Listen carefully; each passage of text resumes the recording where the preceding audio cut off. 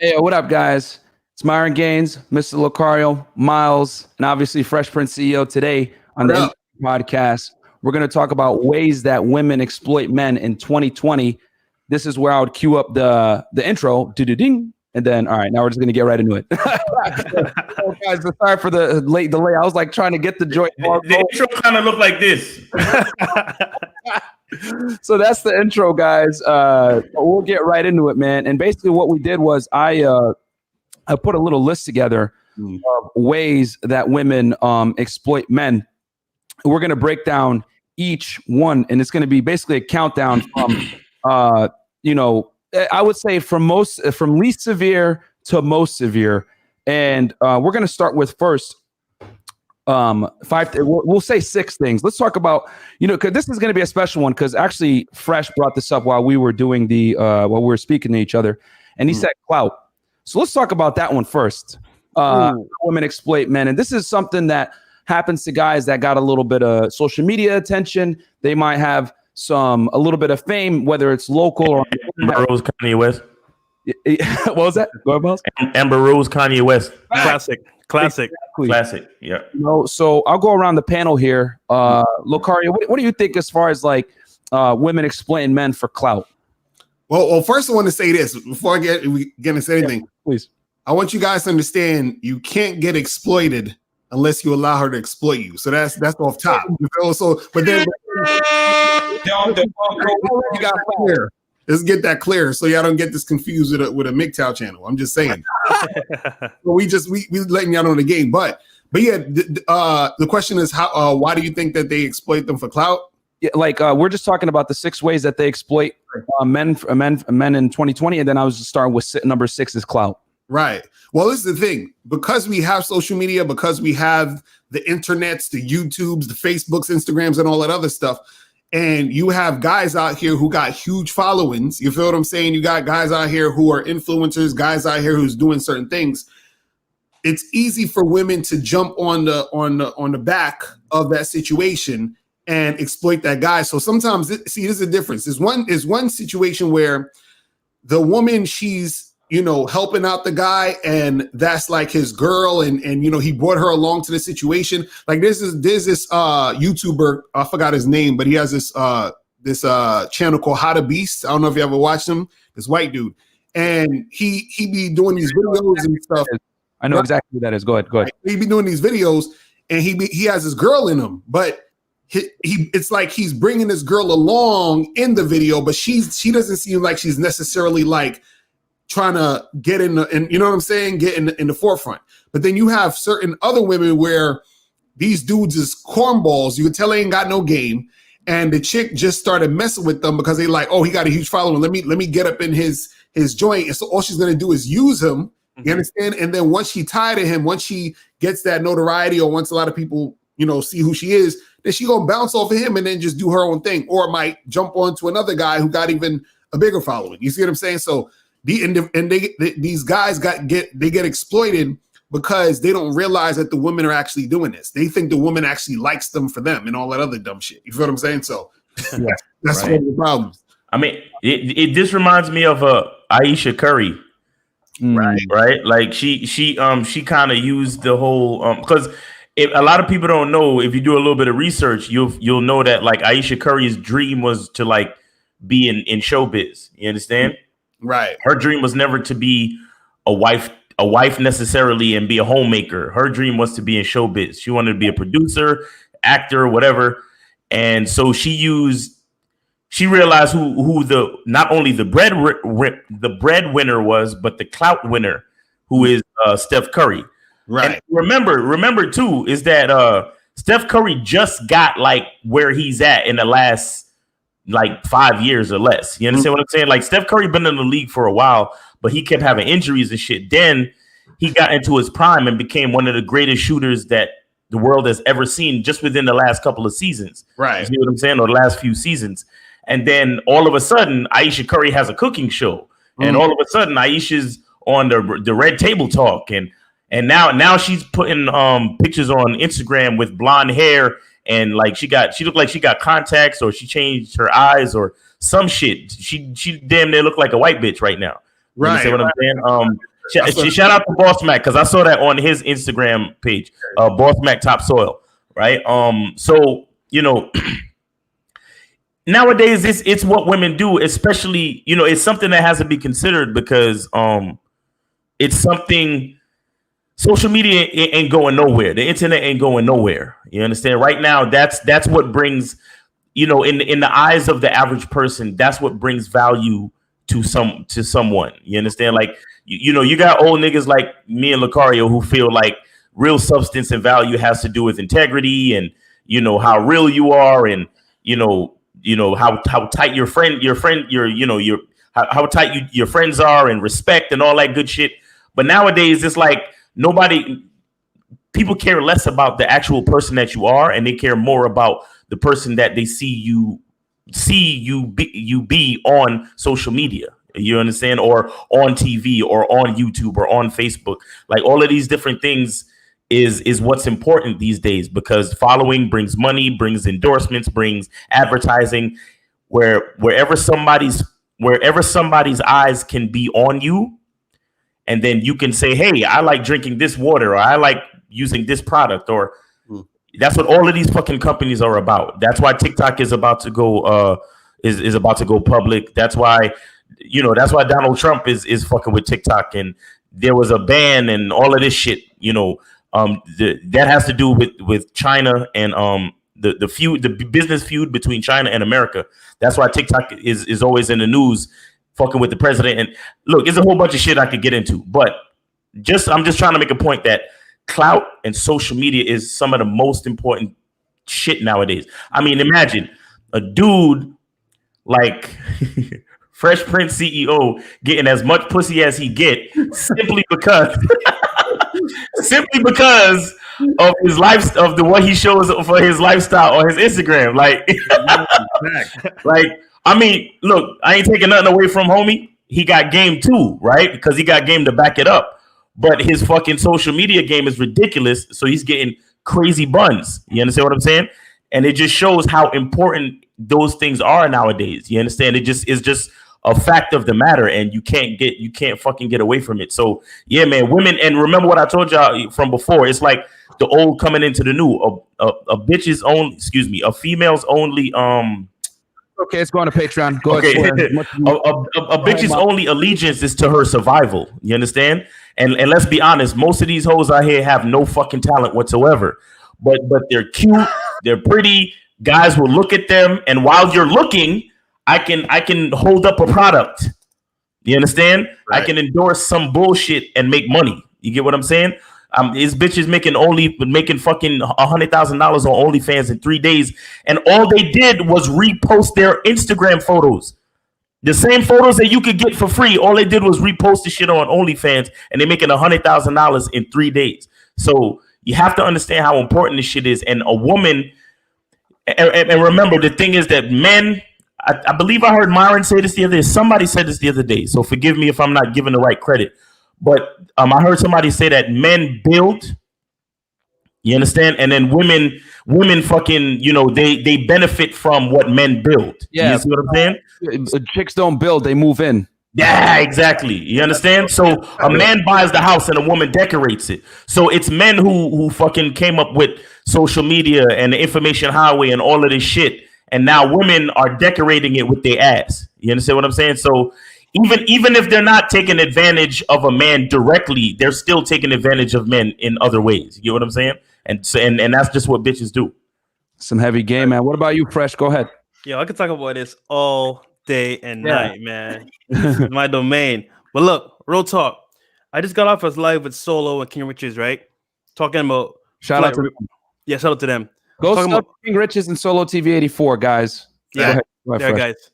And we're talking about Flight Reacts, right? He's a big YouTuber, 5 million subs, really well-known guy in LA and around the world.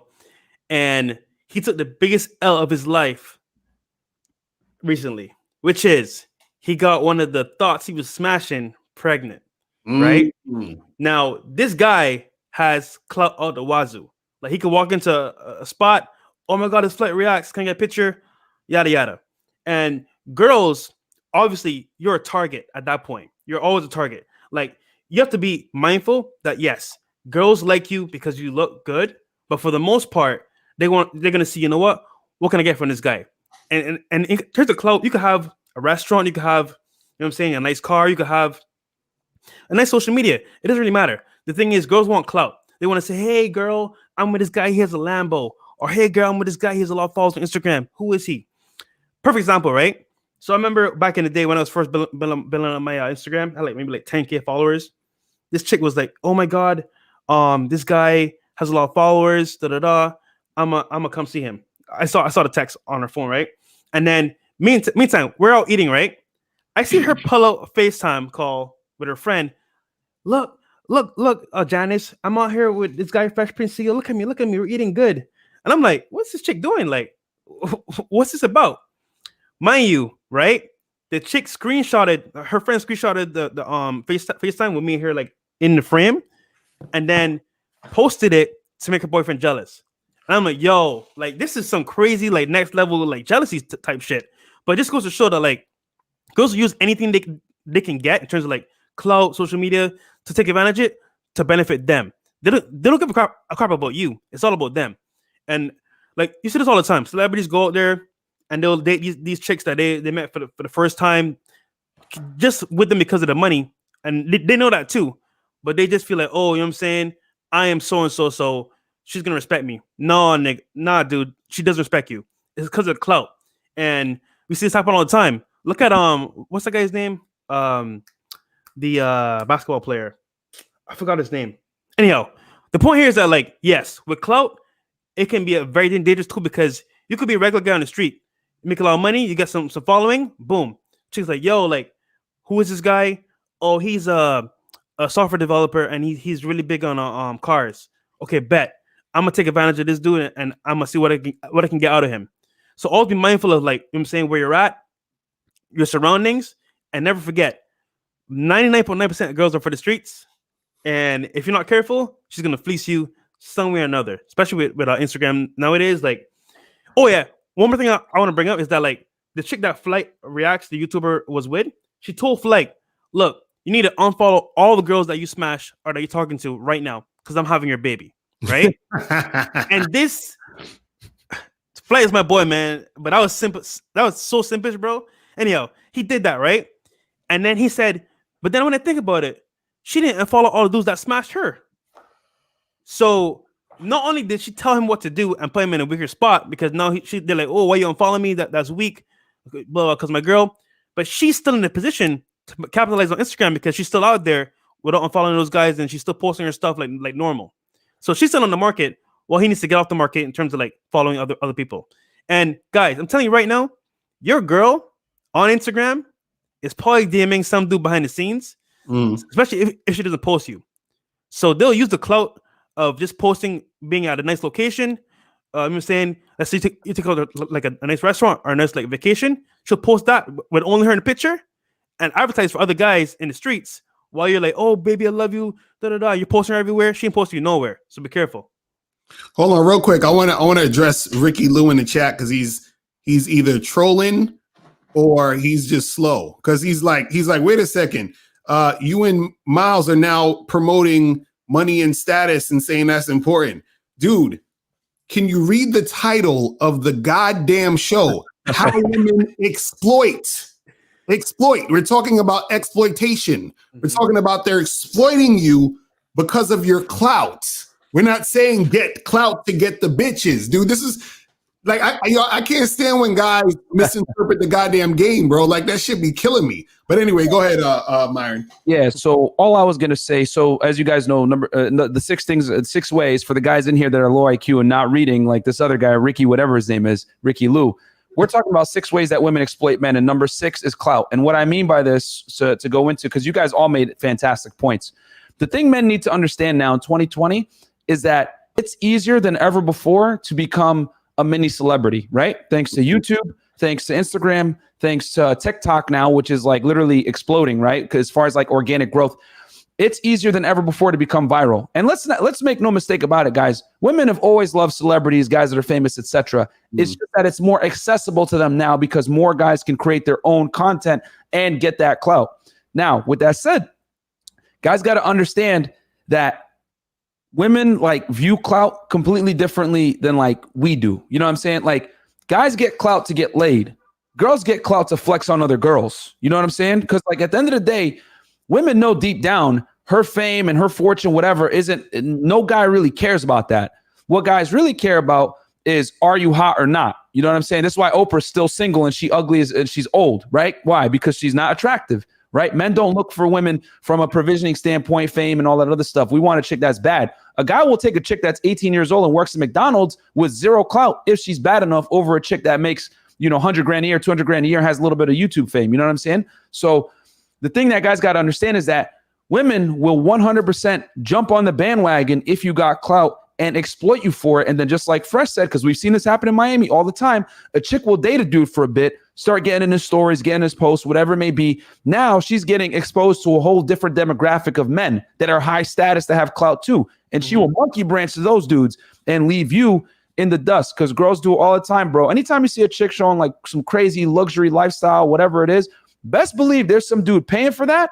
And she's doing that to show, look at my life, look at how lit it is. She wants to flex on other chicks and attract higher value guys than who she's currently with, man. So clout is the currency for girls in 2020, man. Like chicks will literally, guys, like I think Offset made a song about this with Cardi B, which is hilarious because they got back together.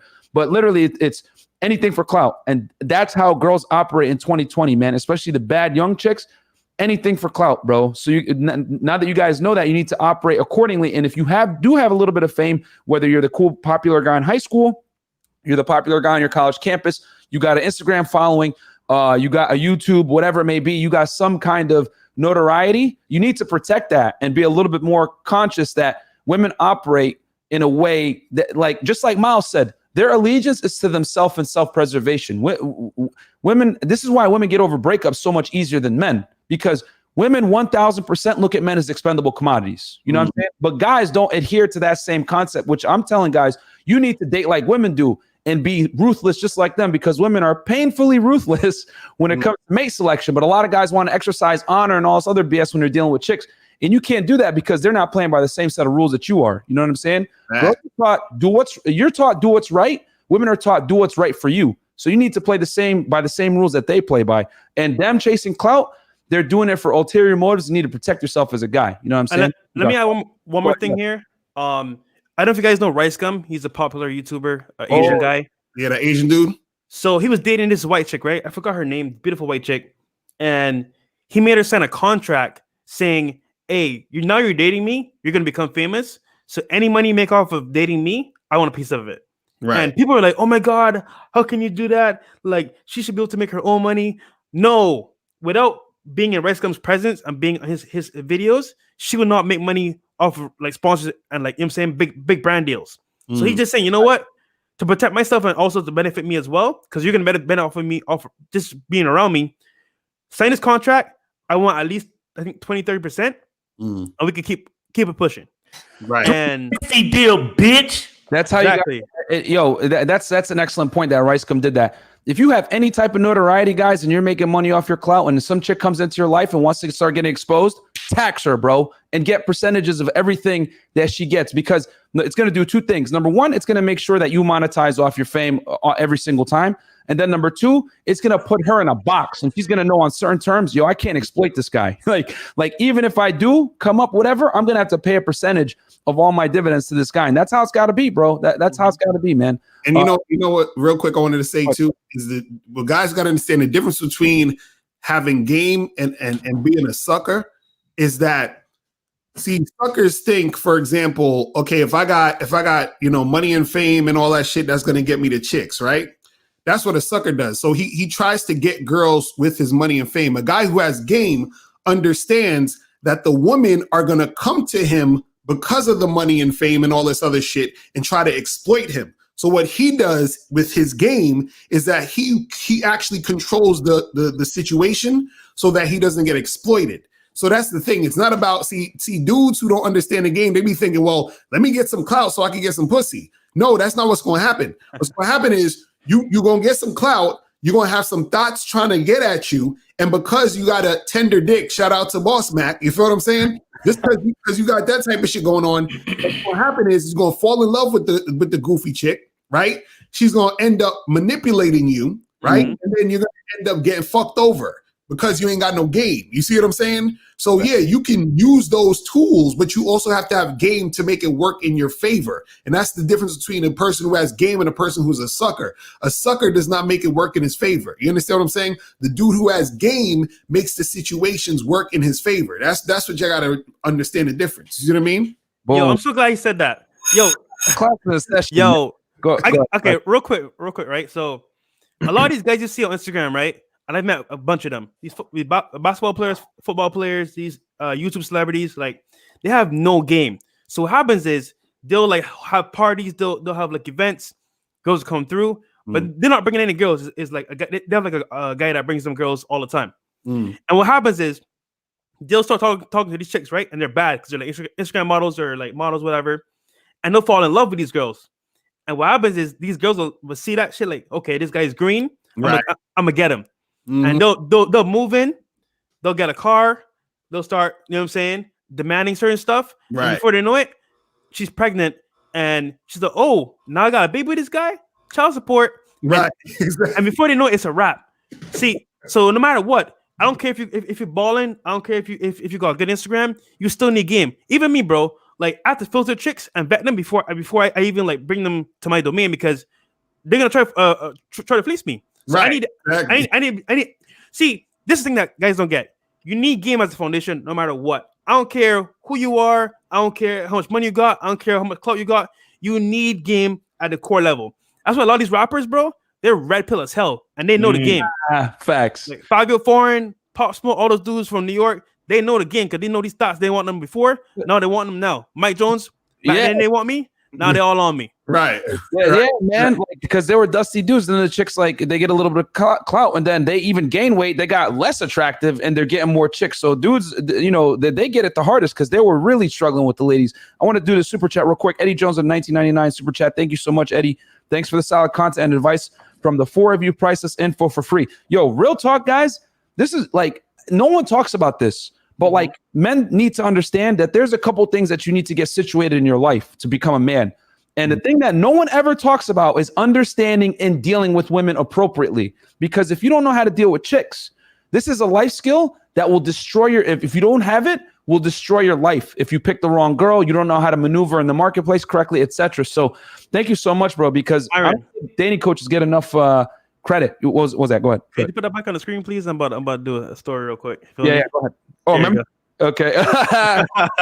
yeah, man. So thank you so much for that, Eddie. Okay, guys, so we're gonna move into number 5. We went on with the clout one a little bit longer than expected, but obviously, as you guys know, you're gonna get this fire content. 201 live viewers, guys. Don't forget to like the video, subscribe to my channel, Unplug Lifestyle. Please subscribe to Lucario Fan, Miles in the Game, and CEO Lifestyle. All these gentlemen, we do this show every week, Monday 10 p.m., and we rotate it between the channels. So follow their channels as well, guys. You know, obviously Lucario and Miles are OGs in the game, and they paired up with the Miami boys. So we're bringing you guys the fire content. So, okay, number 5, guys, and this one is a little bit different. This one's a little coming from left field, and I want to get the panel's take on this. The 5th way that women exploit men is through relationships. And I guess I'll leave this one off and move on to the panel, see their points. What I mean by this is some girls will just settle. And what I mean by that is that you were like the 2nd, 3rd, 4th option, whatever it may be. And the guy that they really wanted, they weren't able to get him. And a lot of girls have like an innate fear of being alone, not having a boyfriend, etc. You know what I'm saying? Like they'll settle to have a boyfriend just so they can have the title. But what they're not going to tell you is they're still going to be playing the game while you're the safety net. You know what I'm saying?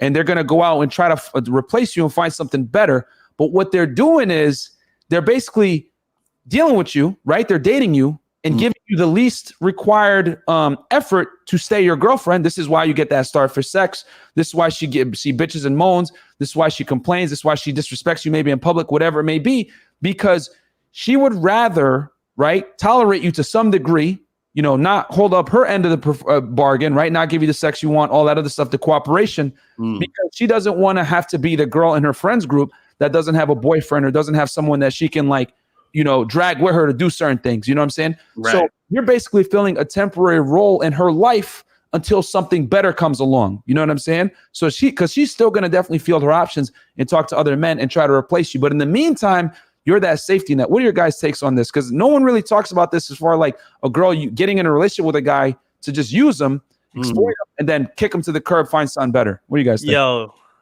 That's real talk. I'll let fresh. You look like you want to go first. Go ahead, man. Okay, this is why, right? When you're in the game, you can see the whole matrix. You can see everything crystal clear. You can see ins and outs, right? Right. I used to wonder, guys, right? You ever been to a club, right? You see this hot chick with her friends, whatever. You talk to her, mat game, make her feel good, get her number, smash her, kind of find out she got a boyfriend. And you're like, wait, you got a boyfriend? Like, Right. Why was this so easy? Why was this so I don't get it. There was no resistance at all. You didn't even tell me until after. Right. And then it hits me like, she's only with dude because dude's providing and she's waiting for a better dude to come along. And that is so powerful because a lot of guys don't get this, right? Yeah, you got a girlfriend, bro. But I guarantee you, if you don't have respect and if you don't have like the full essence of what it means to be a true man and even understand game, you don't really have her. She's just like waiting time until she finds the next guy to hop to. So what happens is until that guy commits to her, she won't hop, but she'll use you as much as possible, which means going on dates, trips, maybe for certain events to say she has a boyfriend at work. Basically, you're a tool being used by her, and you don't even know it. And you know how you can tell when you're a tool? When you get home, you say, "Yo, babe, I'm tired as hell. It's been a long day. Come to the bedroom." "Oh, my stomach hurts. I can't do it right now, babe. Maybe tomorrow." Right. You say, "You know what? I got you, babe. I love you. Don't worry about it. I'm going to bed with all my blue balls. No, don't worry about it." Next day, "Yo, babe, it's early morning. We just woke up. Let's do this." She's like, "Oh, I got a headache, babe. Oh my God, I can't do this right now, but I got a headache." Right. So she's always gonna bring excuses of why she can't sleep with you. And also as well, she's not gonna put in much effort. You're gonna have to pay most of the bills. Basically, you're a slave to her. And you think, "Oh, I got a hot girl, I got a girlfriend. I'm doing it." Nah, bro, she's doing you and she's doing it well. And added to that, if she got Instagram and she don't ever post you, bro, what's happening here is that she's advertising to all the guys out there saying, "Hey, I'm available. I don't have a boyfriend."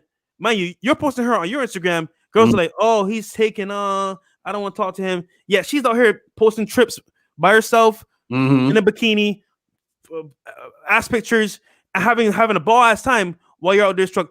The point here, guys, is that yes, you'll be finesse and fleets into being into a relationship, and you won't even know it until it's too late. And if she's gone, you're like, "Wait, why'd she leave me?" Because she never really loved you, bro, from the beginning.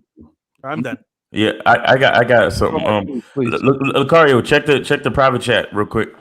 All right, hold on. Let me check the private chat. Yeah.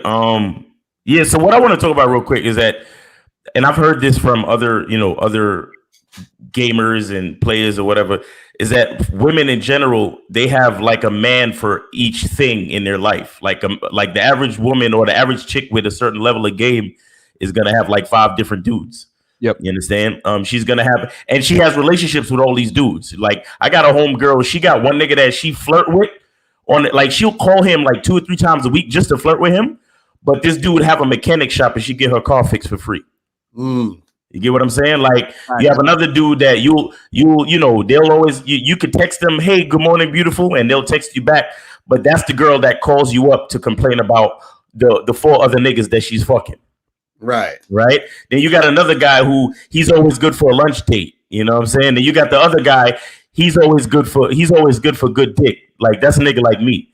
And then you got and then you got another dude who like maybe he got clout connections, like Fresh Prince CEO. He got clout connections, like she could get to the rooftop parties in Miami where she could meet people and she could meet rappers and she could do this and she could do that. Like bitches because like I said, bitches is all about they survival. But then you got some bitches who get creative and they not only survive, but they thrive off of the different relationships and networks that they make with different niggas. Because remember, it's a lot of fucking simps out there. It's a lot of simps out there. And a lot of simps will do shit simply for the promise of pussy. Not even actually getting pussy, but just to be in close proximity to pussy. Niggas will do shit. You understand? Niggas will put bitches like how many bitches you know? I'm sure y'all know them. How many bitches you know that is best fucking friends with a fucking 300-pound bouncer at the club just so she could get in for free? Yep. Now, every time she see the nigga, she's kissing the nigga on the cheek. She do that thing where she lift up one of her legs when she's hugging and kissing him, but she would never even dream or daydream about fucking this nigga. You understand? Mm-hmm. But he gets her into the club and she always show him love. You know, I mean, she'll even go buy the nigga a fucking hot dog from the corner for the nigga because he's standing there. He got to guard the door. He might be hungry or some shit. She'll even do little stupid shit like that for him. But she would never fuck him or anything else simply because it's like, look, when I come through with my girls, I'll always get into this club for free. You get what I'm saying? And that's how girls do it. Like they use the game of networking and relationships to get exactly what they want from a team of different niggas. You understand what I'm saying? Now, what happens is now that's why we promote, understanding who you are, manhood, game, awareness, and all of these things, because you got to be on point, because the only time a bitch is going to look to you and only to you is if you have all of these things in place. You understand what I'm saying? Yep. You know how to you already have you have resources, you have your money in order, you're a social dude where when she hangs out with you, she's automatically a part of the upper echelon. She's automatically gonna get into the club. Why? Not just because she's friends with the bouncer. She don't have to do all that because she's fucking you, because she's your girl. She finds herself in better places. You understand what I'm saying? Like, I know I've been in situations where I've had a bitch like lie about her marital status just so she could fuck with me. And the reason why she was fucking with me, I came later to find out, was that the bitch was on vacation when she was fucking with me. And let me explain what I mean by that. So this bitch this chick that I was fucking at the time had 3 kids, and she had what she told me was an ex-husband who, because he lost his job, still was living at the house with her and the 3 kids. God damn. At least that was the story. But look, like I said, I don't worry about shit. I wrap it up and I'm good. So long as you give me what I want, I don't really think about it that much. You understand what I'm saying? I don't worry about it. But what I started to realize was that the bitch was just hanging out with me to go on vacation. You understand? Spending time with me meant time away from her 3 kids. Spending time with me meant time away from her fucking, I mean, I don't want to shit on this dude, but I'm just talking about how it looks through her eyes, a failure of a husband. You understand what I'm saying? Because the nigga lost his job, but all the shit she was telling me, that's how she was looking at him. You understand what I'm saying? I'm not saying that's what he was. I'm saying that's how she was looking at him, because I don't really want to shit on another man that I don't even know. But I'm just putting that out there. So the point I'm trying to make is that other than like networking and all that shit, a bitch will use you as an escape. You understand what I'm saying? A bitch will really use you as an escape because dealing with an on point dude like me, she knew that I had shit taken care of. Money wasn't an issue. If we're going to a nice restaurant, if we're going someplace to listen to live music, some jazz or whatever, these bitches will like. And what I realized was that she was actually using me. You understand? To escape her mundane bullshit lifestyle. You get what I'm saying? So I was the guy that gave her a good time and good dick. That's who she. And I realized this kid, the bitch used to drive an hour. She drove an hour away. She literally drove 59 minutes to come fucking see me, bro. You see what I'm saying?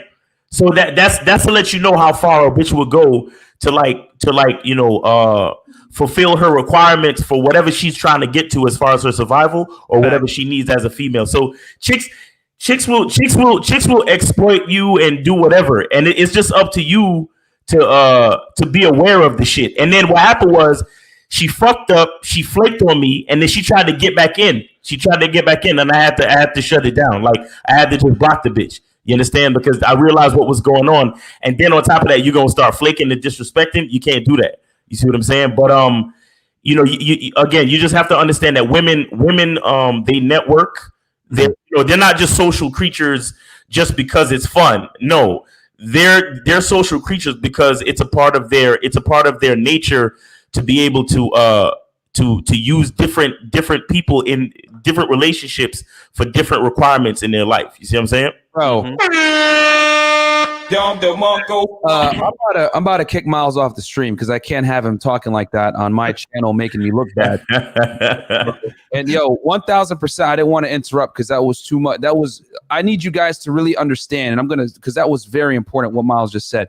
You guys got to understand that women have compartmentalized roles for different men in their life that they can exploit to their advantage at different phases of their life. You understand? There's a guy in her phone as Uber dude. There's a dude in the phone as phone bill. There's a guy in the phone as rent, etc. And when you deal with and here's the thing, the reason why I know this, I had to learn this the hard way living here in Miami. When you're dealing with really bad chicks, they have dudes in these roles, and these guys willingly do this. Sometimes they're not even smashing. They're doing it on like the hope of smashing, just like Miles was saying. And this is one of the unfortunate, uncomfortable realities that men have to learn when they deal with very attractive women, that women spend way more place than you think they do. And then on top of that, not only do they spend place, because let's keep it real, a dude will be happy just if he could smash 5 chicks. Chicks take it another level. They're not happy with smashing 5 dudes. They're happy with exploiting 5 dudes. And the thing is that they're not even smashing these guys a lot of the time. They're just using them for different things, whatever. And then what they'll do is they'll tell you, oh, he's my friend, blah, blah, blah. You know what I'm saying? She gonna try to if she ends up being your girl or whatever, she gonna try to de-escalate it. Oh, he's just my friend, whatever. But he's spending crazy dough to fly her out, do all this other stuff. You know what I'm saying? So you guys got to be able to read between the lines and understand that women do this. They exploit guys and they're professionals at this, which actually segues perfectly into the next one. Lucario, Fresh, do you want to touch on anything before we hit number 4? I think Lucario has to go. Go ahead. Lucario has to go. Yeah, I just wanted to say real quick is that as far as getting exploited for relationships, the way that you won't get exploited, like I always tell guys, is if you want a girlfriend or whatever, you got to put a chick through the ringer, meaning you got to let her earn the spot. So once the chick earns a spot, there's no way in hell she can exploit you for a relationship, because that means she actually has to do work to get the relationship. Most women who exploit guys for relationships are women who are dealing with men who are thirsty for a relationship, and they make the girlfriend within a month or so. Or even quicker than that. It'd be they've been on a second or third date and now she's the girlfriend. So it's easy for her to exploit because she didn't have to do anything to get there. And also what happens is this, and I talked about this on another video I did. You got to be careful about being the safe guy. So what does that mean? That means that you're the guy who, let's say, for example, if your game is weak as fuck, you have a hard time getting girls, you're not the type of guy that's really well-versed in the game. And then all of a sudden, for some reason, you meet this hot girl, either through a friend or through some other circumstance. And then she wants to date you. And then she ends up, being your girlfriend. She's like, hey, I want to be with you. Let's be together and all this other shit. Understand that you're being exploited because you're the safe guy. The safe guy is the guy who's the lame beta male type of dude with no game, who a hot girl latches onto because the alpha she really wanted just fucked her over. Do you understand what I'm saying? So now she's going to you for safety to build herself back up, feel good again, have some dude worship her so she can feel like she's worthy. And then once she's done with you, then she's going to discard you. Now, the dangerous part about that is if you are that guy, usually you're going to lose your fucking mind because this is the hottest girl you ever been with. You understand what I'm saying? You're damn near in love with her. You want to marry her. This is you're you know what I'm saying? And so she's going to, when she drops you, you really, listen, you might want to kill yourself. You understand what I'm saying? If we're going to keep it real. So you got to be careful about being exploited in that way. So understand this, and this may sound weird, but think about it this way. If you get a bad chick who want to fuck with you, but you're not the type of guy that usually gets bad chicks or has the type of game to get bad chicks, understand that you're being exploited. Understand that you actually haven't done enough work in the game to deserve that type of chick in the first place. So understand that that's some bullshit. Like you gotta be looking at this shit like that's some like you gotta look at her like what's your angle, bitch? You understand? Right. That's big facts. Yo, you go smash right now. Like the fucking video right now. I tell a nigga like that, yo, smash as many times as you can and keep it moving. And that's right. You know what I'm saying? I want to touch this. Okay, yeah. Go ahead. You see what Lakari just said right there, right? Damn. I cannot tell you how many dudes, right, think I got a bad chick. Yeah, man, I'm the guy. Bro, you're a dweeb. She's going to finesse you. And be careful of these girls, right, that their idols are Cardi B, Meg Thee Stallion, and City Girls, because those girls are looking for the bag. Like, that's their whole goal. So you like, yeah, I got a bad chick. She's bad. She likes rap, blah, blah, blah. I like rap. Nah, she about to finesse you and you don't even know it. So be careful. Sorry, Mark, go ahead. I just want to say real quick, what Lakari just said is some real shit, because a lot of guys don't understand that a big part of game is understanding where you're at in the game as well. You understand? You have to understand your own position in the game. So, like he said, if you know you don't got that type of mouthpiece, you don't got that type of experience, and you got a bad bitch doing what you say, something ain't right. So you have to be so aware that you even know when you're being played in a given situation based on your level of game. You get what I'm saying? But what I wanted to talk about, and it also has to do with levels of game, is the thing with relationships is this. You know, and this is why I have a certain like issue with like MGTOW dudes, because I always say this. It's like dudes will sit there forever complaining about female nature, but not realize how to understand it to make it work for them. So that's what I want to say about relationships. It's a woman's nature, like I said, to be sociable. You understand? The next level of the game is for you to harness that. Do you understand what I'm saying? The next level of the game is for you to understand that your bitch is gonna talk. Your bitch is gonna meet niggas. If you got a cute bitch, dudes is gonna think she's attractive. Instead of getting jealous and being a dickhead about it, learn how to use that to your advantage. You understand? Because, like, for example, I've been in situations where me and my bitch wanted to like fucking just buy some shit that cost a couple of $100, but it wasn't in the budget. And my bitch had some lame ass nigga that just liked her like that. And I was like, yo, tell that nigga you need a couple $100 for your phone bill. See what he do. The nigga fucking cash after a couple $100. And we were sitting pretty that weekend on this nigga's money.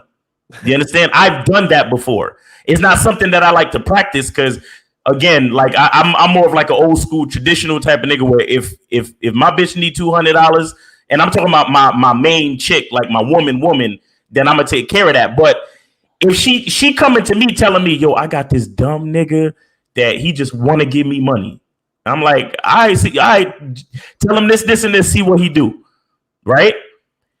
What I'm doing is I'm using her relationship to benefit me. You get what I'm saying? And she's the vessel. She's the, like I tell you guys, the female is the accessory. Do you understand? She's there to enhance your situation. Same thing like my homegirl, right? When I went on vacation and I left my car at her crib.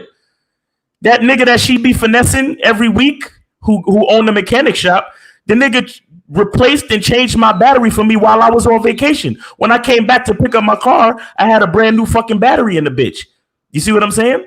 So these are ways that you don't just, because it's easy to look at the title and be like, oh, how women exploit men and this, that, and the third. But here's the thing. You have to understand that you're the man. You're the one that's actually is in control. So don't shame that woman for understanding the dynamics of relationships and social networking. Fucking harness that bitch. Do you understand?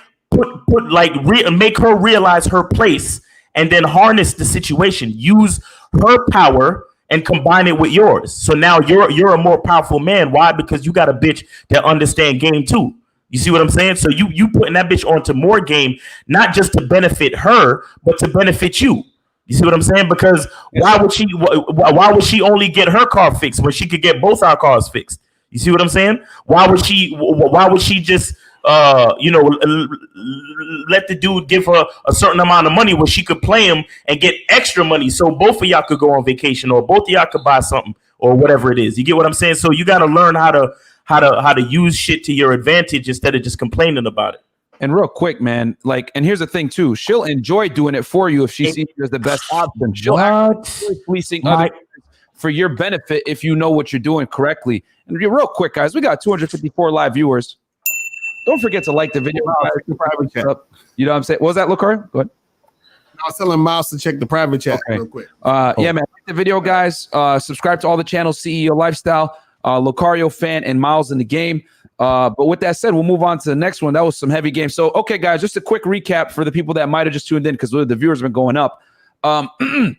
We're talking about 6 ways women exploit men in 2020. Number 6 was for clout, right? Which we talked about that extensive with social media, etc., whatever.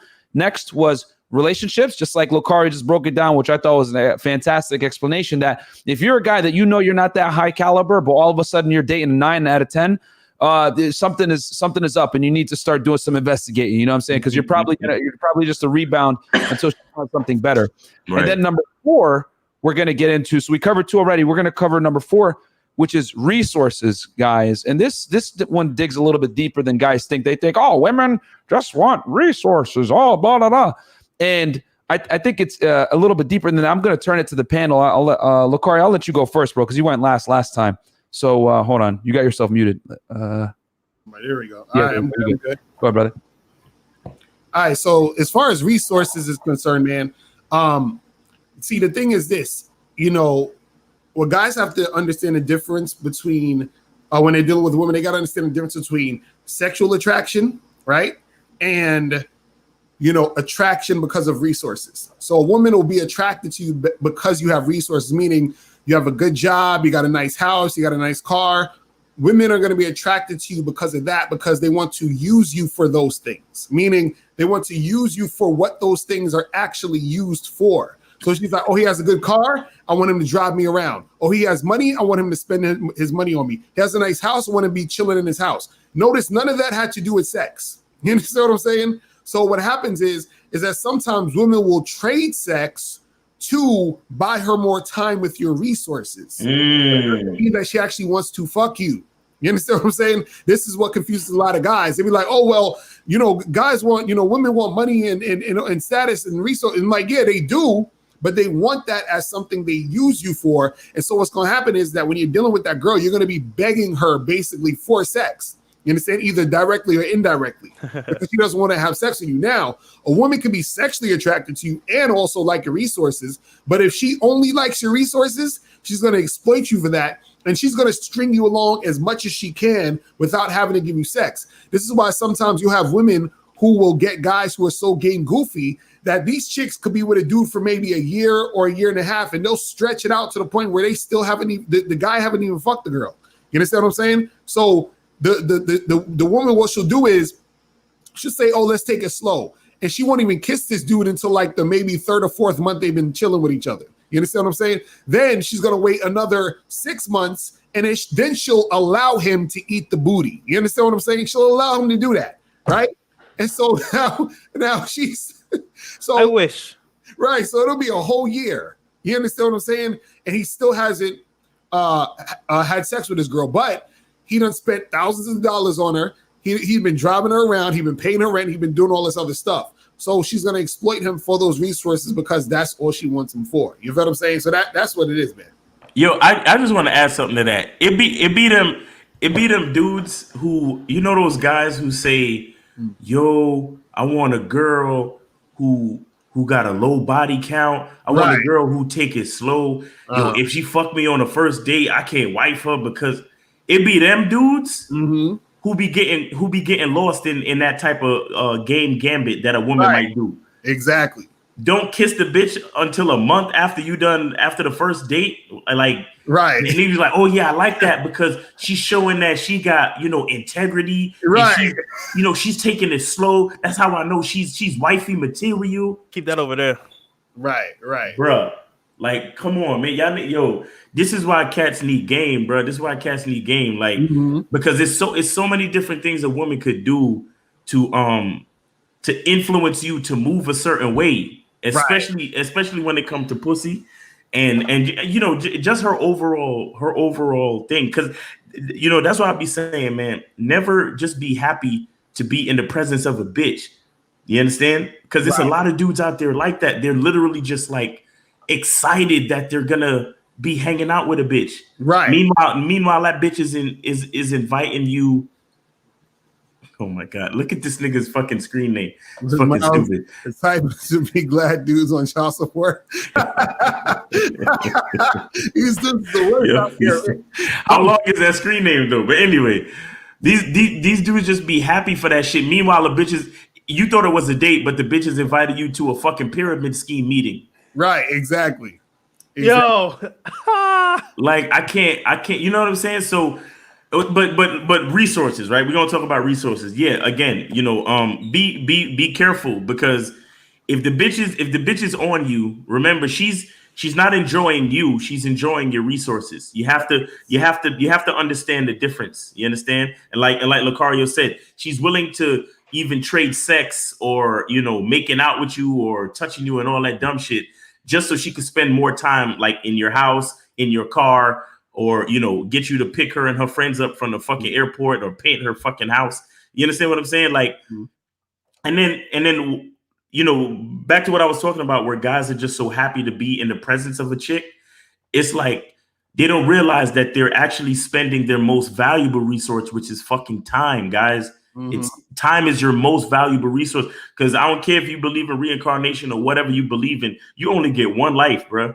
You only get one life. That's why this game shit is so fucking serious, because you want to increase the value of all your interactions. You want to increase the value of your day-to-day. You want to increase the value of your health, your mindset, your confidence, you know, just everything. You understand? Like you want to, not only do you want to fuck with hot bitches, you want to fuck with bitches that are quality, that respect you, that, you know, that don't flake, that treat you right, that fucking are thoughtful bitches, that you're not always the one.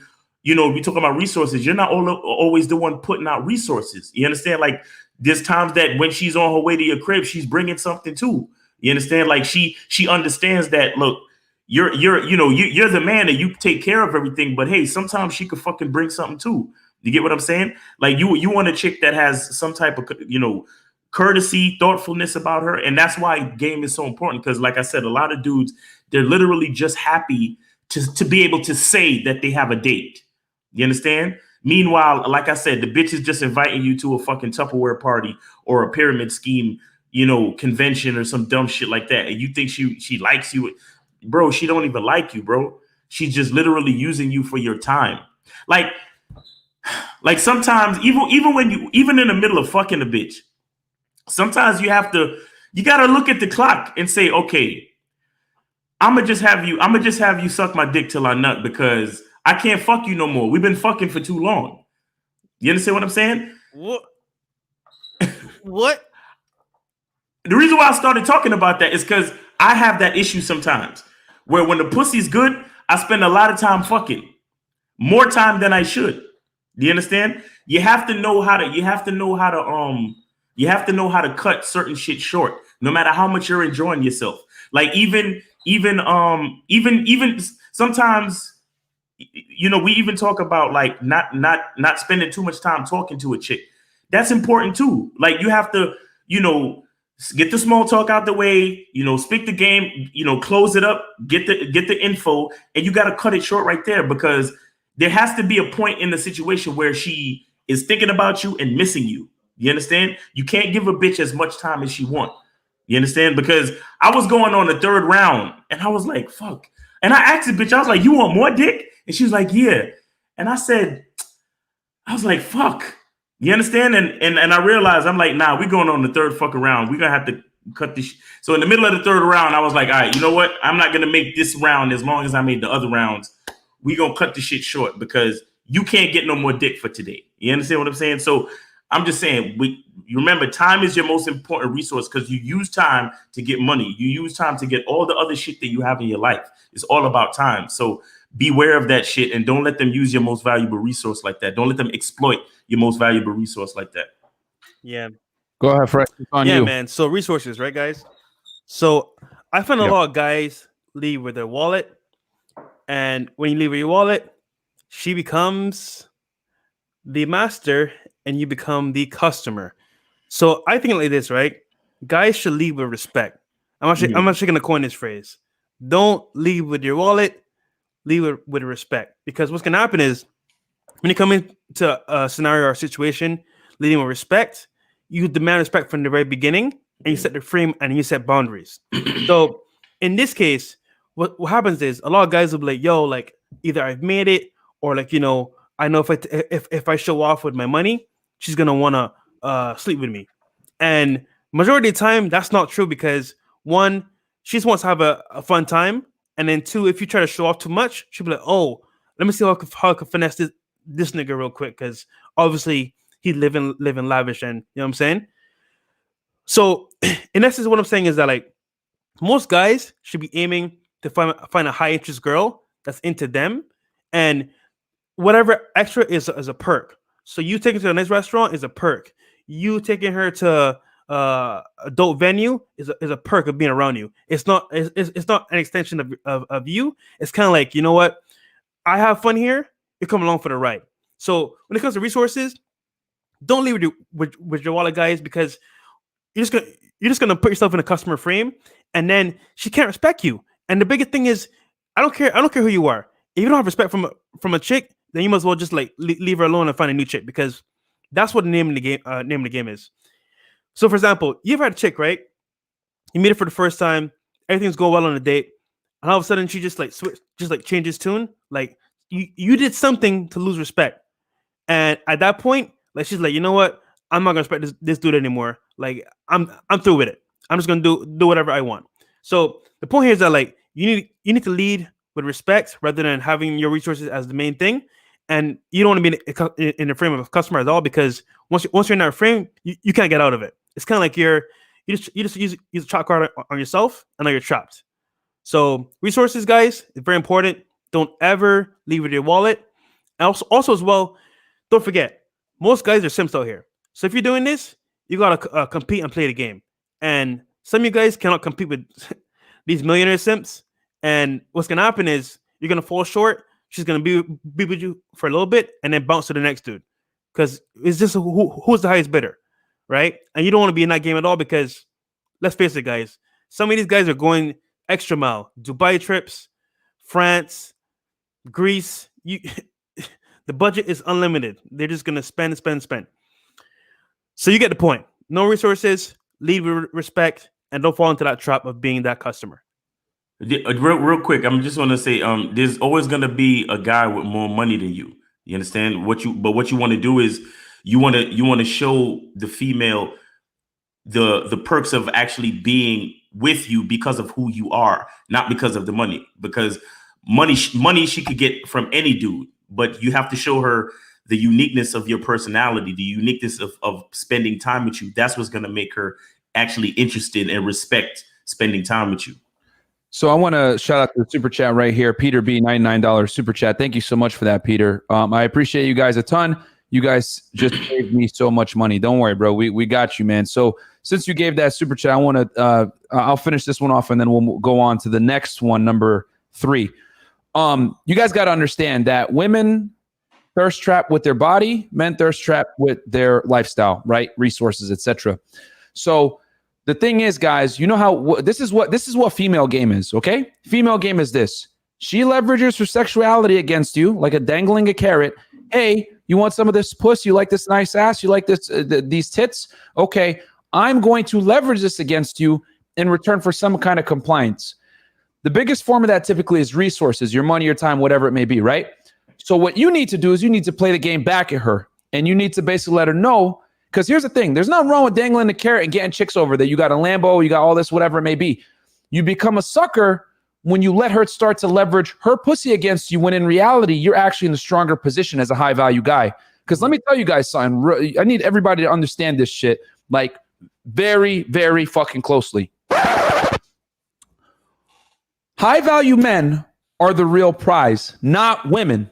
There's bad chicks all across the fucking place, man. Everywhere. Beauty is very common, okay? But there's very few guys that have their money together, have their body together, high value, and understand female dynamics and game. Because let me tell you guys something. Women want a guy that has game that they have to work to get the affection of. They don't want a rich guy that they can walk all over, because at the end of the day, it's like having spaghetti that tastes good, but it's cold. You know what I'm saying? Because everything else is where it should be, but the temperature of the food is not hot enough for them to actually enjoy it to its full level. So when you have the money and the status and everything, it behooves you to make the woman earn it. And how you earn it is she could see that you live a good lifestyle and all that shit, but you have to make her earn that, man. And you make her earn it by keeping her on her toes and letting her know that her sexuality has no power over you. The only way she's going to put some respect on your joint, right? Put some respect on my name. Is she's going to have to know that she's replaceable. A lot of these rich simps, the big mistake they do is they pedestalize this bitch and she makes $10,000 a year. Meanwhile, he's making $100,000 a month. So the way you're going to put respect on your name is if you have resources, you have to have game, man. For guys that have money, there's no way around it. You guys have to learn game, because if you don't, girls are going to step all over you. Then they're going to leverage their sexuality against you for your resources. When you need to spin it the other way around and let her know, if you don't fuck me fast, I'm kicking you to the curb. Because just like Lucario said earlier at the top of this topic, if a girl is not giving you sex quick, and you're like, and you got dough, bro, she's using you 1,000%, because she should be terrified to lose you. So she should be giving you the sex faster. Girls give sex to guys quickly that they don't want to lose. You understand? Mm-hmm. But if she tries to like, oh no, whatever, she tries to barter with the pussy and like, you're a high value guy, and you sit there and allow her to do it, she's going to do it. And then she's going to withhold the sex from you, because that shows that you don't have an abundance. Because some of these rich guys are still simps, man. So big thing guys got to understand is that you're the prize. Don't let her leverage sex against you. And if you have resources, you have to make her have sex with you even faster, because she's going to try to draw it out. You can't allow that shit. You need to like kick her immediately if she's on that bullshit. So, and actually, Myron, go ahead. Can we give Peter a Don DeMarco? Yeah. Go ahead. Don DeMarco. We're out here saving lives, saving you guys money, man, and headaches. Yep. So, okay, we're going to go over to number 3 and then the top 2. Okay. Number 3, guys, comfort. This one, we could probably run through this one quickly. And we're gonna open up the phone lines, guys. Don't worry. We're gonna start getting phone calls. Have you guys call in. I'm gonna put the number below here in a second. And we got 256 live viewers, guys. Please like the video, right? So it gets pushed in the algorithm for other people to see this type of stuff, because this is life-saving advice. No one helps men anymore as far as like navigating the marketplace. And if you listen to these blue pill dating coaches and these other idiots and female dating coaches, they're going to have you going, making all kinds of mistakes, losing all kinds of money in time. So with that said, number 3, guys, is comfort. Okay. Another way that women exploit men is for comfort. All right. And what I mean by this is that, let's say you were friend zoned for a bit, right? And the girl, she had her fun, you know what I'm saying? She went and she had partied in Miami with guys like me and Fresh, Vegas, all that shit. And then eventually, she loses her luster a bit, you know what I'm saying? And then she comes back, and you've been there the whole time. You've been that, diligent, loyal friend, and you've always been there when she had problems. And she finally decides, you know what, man, I'll give you a chance. And you take her, right? What you don't understand is that, well, number one, just like the guy that we were talking about before, that she was looking for a relationship, she enjoys your comfort because she's been around these other guys because here's the thing, guys that have game have a very uncanny skill with making women uncomfortable. You understand? Because when you have game, women know on certain terms that their position with you is never concrete.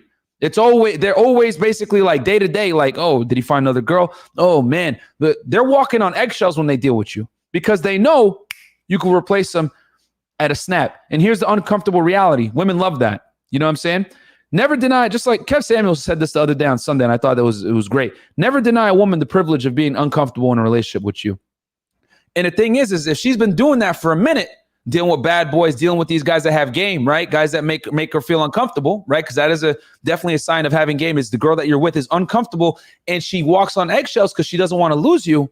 Eventually, that's going to wear and tear on her a bit, right? The stress, etc., of uncertainty. So your dumbass has been there in the cut the whole time being good. She will eventually give you a chance when she realizes, man, this is a stressful life. I can't deal with it no more. So number 3 way a woman exploits you is for comfort. I'm going to turn it to the panel. Fresh, go ahead. You go ahead, man. Yeah, man. So comfort, guys. So this kind of falls into like being in a relationship too as well. Let's say like you're with a chick. She sees that you're able to provide a certain type of lifestyle, certain type of life, and she's gonna get comfortable by relying on you and your resources. So she'll play the part. She's gonna go ahead and make sure you're happy, make sure your balls are drained for now at least. And then once she gets into that spot of comfort and she's good to go, knowing that you're gonna be the provider, beta male simp, mangina, as my guy Coach Adams would say. She's gonna go ahead and say, you know what? Now that I planted my roots, I can behave however I want to behave. And once again, if you're a guy with means and you have no game, you're gonna get taken advantage of 100%. And what happens is that like a lot of guys are like, oh my god, she's so good to me. I've never had this done before in my life. Like she's the one, bro. She finessed you. You didn't even know it.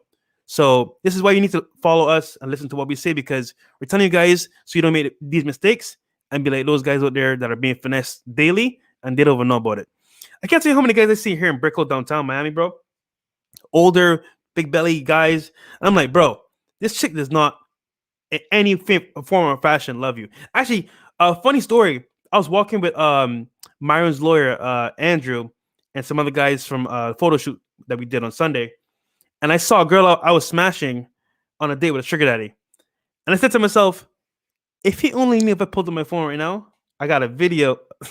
Nah, let me not say that. But he thinks Like that. It'd be like that though. Guys got to learn this, man. Like, bro, especially you live in cities like Miami, LA, Vegas, whatever. Bro, they're like these chicks are using a lot of these rich dudes, man. Like just straight up, like they're women. You guys got to understand, women.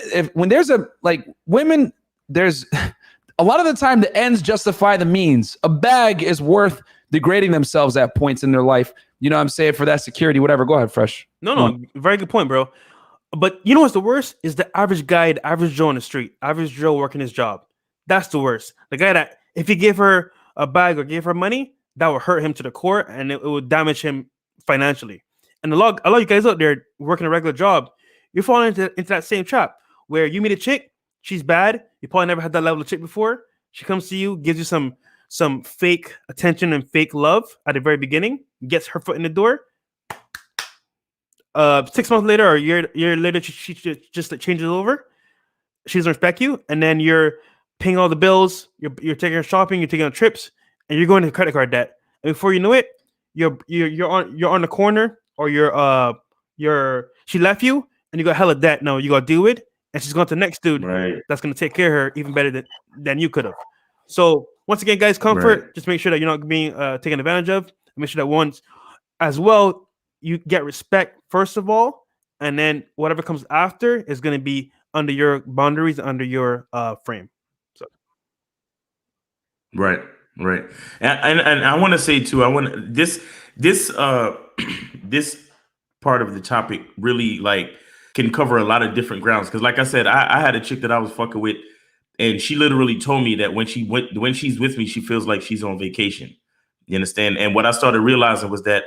That's literally what it was for her. It wasn't like a relationship. Like I was doing everything. You understand? And sometimes like you have to awareness comes with game. You understand? You have to be aware of what's going on because look, the way I run my game, I'm a pretty on point dude. I got everything covered. Like if I say I'm taking you to a restaurant, trust and believe that I have that whole expense covered. I usually to cut out all of the bullshit, I'll pick a girl up because I want to control the situation. I don't want her being late. I don't want no problems with the cabs and nothing. I'll come get you. Blah blah blah blah. Like so, what I'm saying is, a lot of time when the chick is fucking with a guy like me, because I'm so on point and everything is already taken care of, the plans have been made, the reservations have been set, everything is done. They literally can just fucking put their mind on cruise. And just enjoy themselves fucking with me. You understand what I'm saying? Now, so you have to have a certain level of awareness, especially when you run game like that, where you, at some point, you got to start instructing her to do things to enhance the situation and to start benefiting you, just like how you benefit her. Because again, what a lot of guys don't realize is how important, like how much you improve the life of a female just fucking standing next to her. Do you understand? Like, you have to understand, again, we talk about how females are emotional. And you have to understand that you, as a logical thinker, you being naturally bigger and stronger, you having, just a certain mind of, of masculinity. You have to understand that it brings up a woman's level in society, in her mind, like her emotions. Bro, I got chicks who I deal with. They sleep better when I'm in their city. You understand what I'm saying? Like, I'm not even joking. I'm not, like, they sleep better. I know this might sound crazy. They have better bowel movements when I'm around. A lot of guys, because their body and their mind is at ease because I'm closer to them. You understand what I'm saying? Like, they have a level of comfort knowing that a man is around, where it's like, if something comes up, if something pops up, it's like she could literally say, "Oh, this is it," and then I'll be like, "Don't worry, I got it," and you good, whatever it is. Yep. You know what I'm saying? Or something wrong with the toilet, I could fix that. You need the doors, the locks on the doors changed, I could deal with that. You understand what I'm saying? Like, just certain man shit they don't have to worry about. It puts their mind at ease. You understand? And I really don't think men understand how important that is, and why is reasons like that why we have to consider ourselves the prize. Miles, and take shit seriously. Real quick, man. Like, go ahead. Yo, that is 1,000% fact. Like, you guys got to understand what Miles is saying right now. Write that down, because you guys got to know this. A lot of women live a life of chaos. You understand? They have like no real like organization. Like, they're kind of just like, they wake up, drink wine, go to work, lipstick all smeared, whatever it may be. Like, or they might look good. They might like look great. But their house is like in turmoil. You know what I'm saying? There's hair everywhere. It's all dirty. This is why, like, I always tell guys, don't bother trying to go back to a chick's place. You need to bring her back to yours. Because if you're relying on to try to close at her spot, right, especially on a first date or something, a big reason why she's not going to want to bring you back, besides the fact that she's going to have anxiety with possibly having sex with you, is that her place is going to be a mess, bro. You know what I'm saying? Like, a lot of girls live a life of chaos, guys. Like, you guys see them getting lit on Instagram, having a fun time, on boats, at parties, mansion houses, whatever it may be, like, doing cool things with their friends, doing brunch, all that, traveling the world. That comes at a cost, guys. That comes at a big cost. And the thing is that what you don't see behind the stories, the cool Instagram pictures, all that other stuff, is the turmoil and the stress and the anxiety it causes on the girl. You understand? Like, that she's living her life unorganized, no real priorities, kind of just like living young, wild, and free. But that comes with consequences. And the thing is that when a girl meets a guy that's on point, this is why leadership is so important, especially to millennial women, right? Because when you come in and you tell her, we're going to do this at this time, whatever, and she doesn't have to make a decision for once, she could just show up and not be stress-free, she's going to really value that, man. And I just wanted to add a little bit more merit to what Miles is saying. You guys got to understand, man, a lot of women live a life of turmoil, bro. And you are the direction, and you are the guy that leads her on the right path. If you can, if you got your stuff together as a man, she'll follow your lead. Go ahead, Miles. I just want to say one more thing real quick, just after that as well. And I actually learned this from Lucario a while back. This shit's so powerful. So get this, right? If you got a chick, right, and she's comfortable with you, right, she probably won't offer to do anything for you. Now, when you're in the game and you're demanding respect, she might say, "Hey, babe, you know what? Let me go ahead and do this for you because I know you're busy like this." And you be like, nah, don't worry, I got it. Nigga, let her do it. Right. Because it's going to do two things. Right. It's going to allow you to be, you know what I'm saying, have her handle that task. And two, if she's asking to do stuff for you, she respects you. And let her do it because she doesn't do much anyway. And as a guy, like, you want her to help you with certain things. So having her play a role in your life is very important to getting that either the LTR or getting that long-term respect. Exactly. And that's what I was gonna close with. I was gonna say that, like, with the understanding that just being a man to a woman, being an actual man to a woman, just that in itself, you can think about it as a reward. Do you understand what I'm saying? It's a reward to the female. But with that mindset, that's when you have to start the reward and punishment and the making her earn shit. You got to start that shit early because the simple fact that you're inviting her out to like Myron said, because if you get on the Bad Boy membership, quick plug, we tell you got to set the time, set the date, and everything got to be set by you. So the woman her mind is already on cruise control. So that right there is a reward. But what are you really rewarding? So that's why you got to start. You have to look at the situation early and start making her earn shit. You understand? So if maybe she doesn't offer to do anything for you, but maybe you tell her to do something for you. You understand? Be like, yo, the next time you headed to my crib, I'm gonna need you to pick up some, I'm gonna need you to pick up some Oreo cookies and shit. You know what I'm saying? Like, or not Oreo cookies necessarily, but anything. I drink Fiji water. Like, bitch, I need you to pick up a case of Fiji water the next time you come to my crib. Like, you have a Sam's Club membership? All right, I'm gonna need you to go get me some toilet paper. You know what I'm saying? Cause when you come to my crib, you use a lot of fucking toilet paper. You know what I'm saying? Like, and if she says anything but, oh, sure, sweetheart, then that's how you can start to gauge where she's at. You understand? Because doing things like that, setting up the reward, punishment, and the earning gambit allows you to really see the type of interest she really has. Because remember, we're talking about comfort. A chick will come fuck with you just to feel comfortable. But that doesn't mean she really respects or appreciates what you do. Do you understand? So that's why you gotta think about and be aware about that stuff early on to say, okay, well, I know you're already comfortable. I know fucking with me is reward, so I'm gonna make you earn that shit because I'm already rewarding you for nothing. You get what I'm saying? Boom. So we're into the last two now. We'll speed through these guys so that we can take the phone calls because I know a lot of you guys are itching and dying to get on the show. Yeah. So okay. So number two. So guys, just a quick recap. Number one, we got 253 live viewers. Guys, please don't forget to like, comment, subscribe. Like the video, push an algorithm to help other men. Subscribe to Lucario Fans YouTube. Mr. Lucario's YouTube channel is Lucario Fan. Miles in the Game, and then Fresh Prince CEO Lifestyle. And then obviously, if you aren't subscribed to me, what are you doing? Subscribe to Unplugged Lifestyle. So we're gonna get into the top two, guys, and this is very important. These are the top two ways women exploit men. And I had a tough time. I was gonna put this one as number one, but the other one is going to be more important. But number two is going to be money. And I'll just lead this one off and I'll turn it to the panel. Simply put, guys, you got to understand that women look at your money like the way you look at a chick, like, oh, she has a nice ass, nice boobs, whatever it may be, her attraction, like her physical attraction. That's how women look at money. This is why ugly dudes that have wrinkly skin and look like crap can get 9s and 10 models, because women have a deep seated need for security. And guess what? Money provides that security in the modern day world.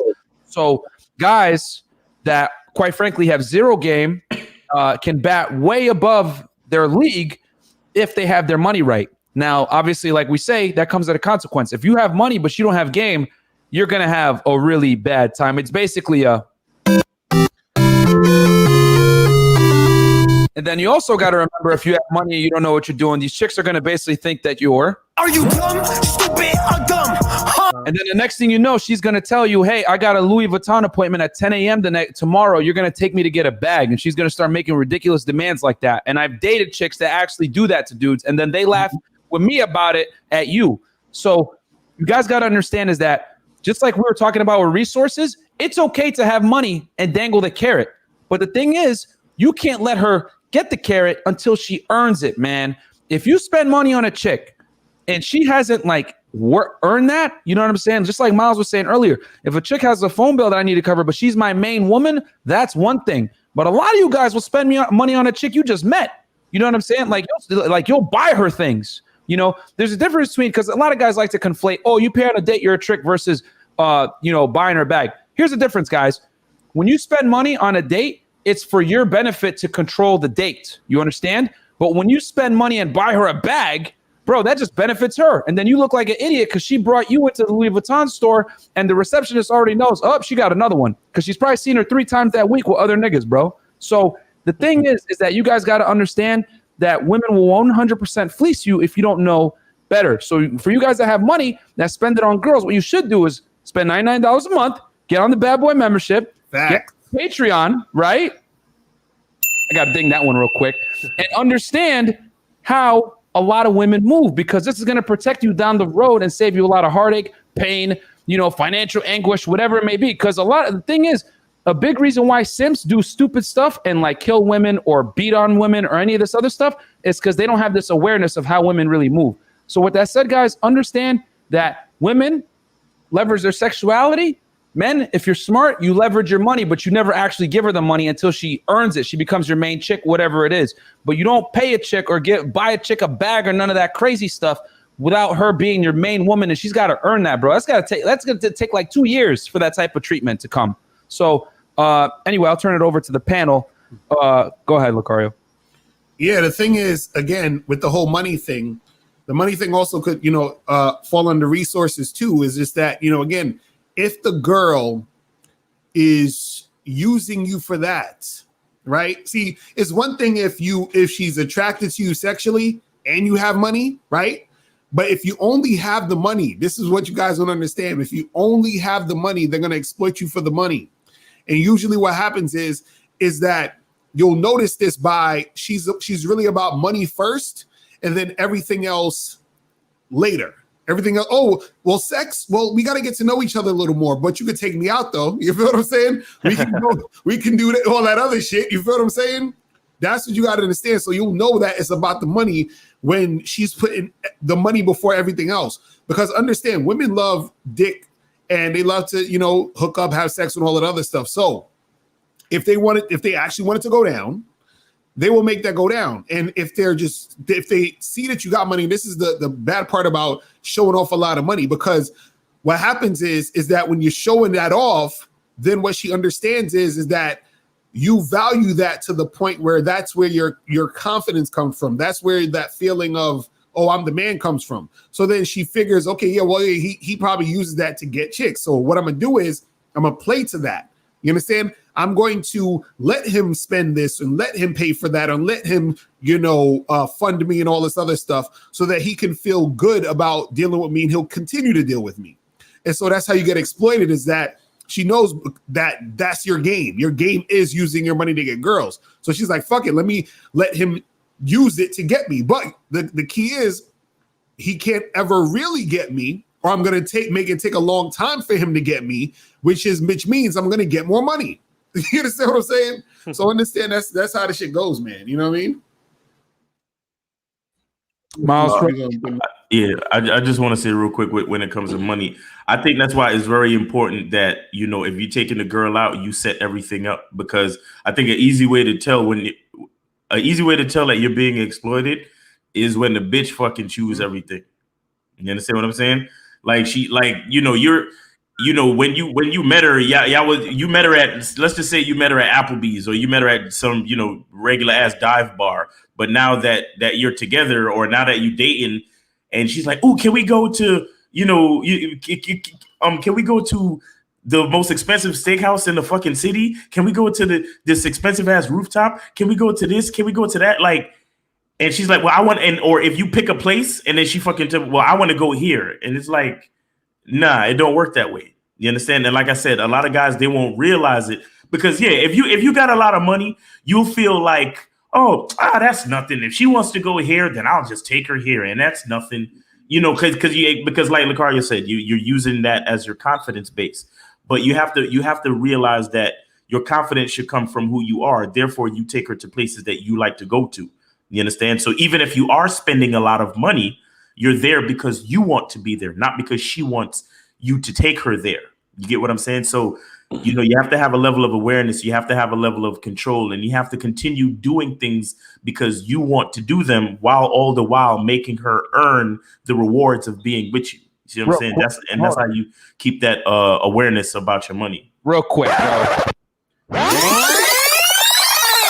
Miles spit a lot of game just now, and I gotta rewind that a little bit, because I literally have a client that I deal with that this is a problem that we got to go over all the time.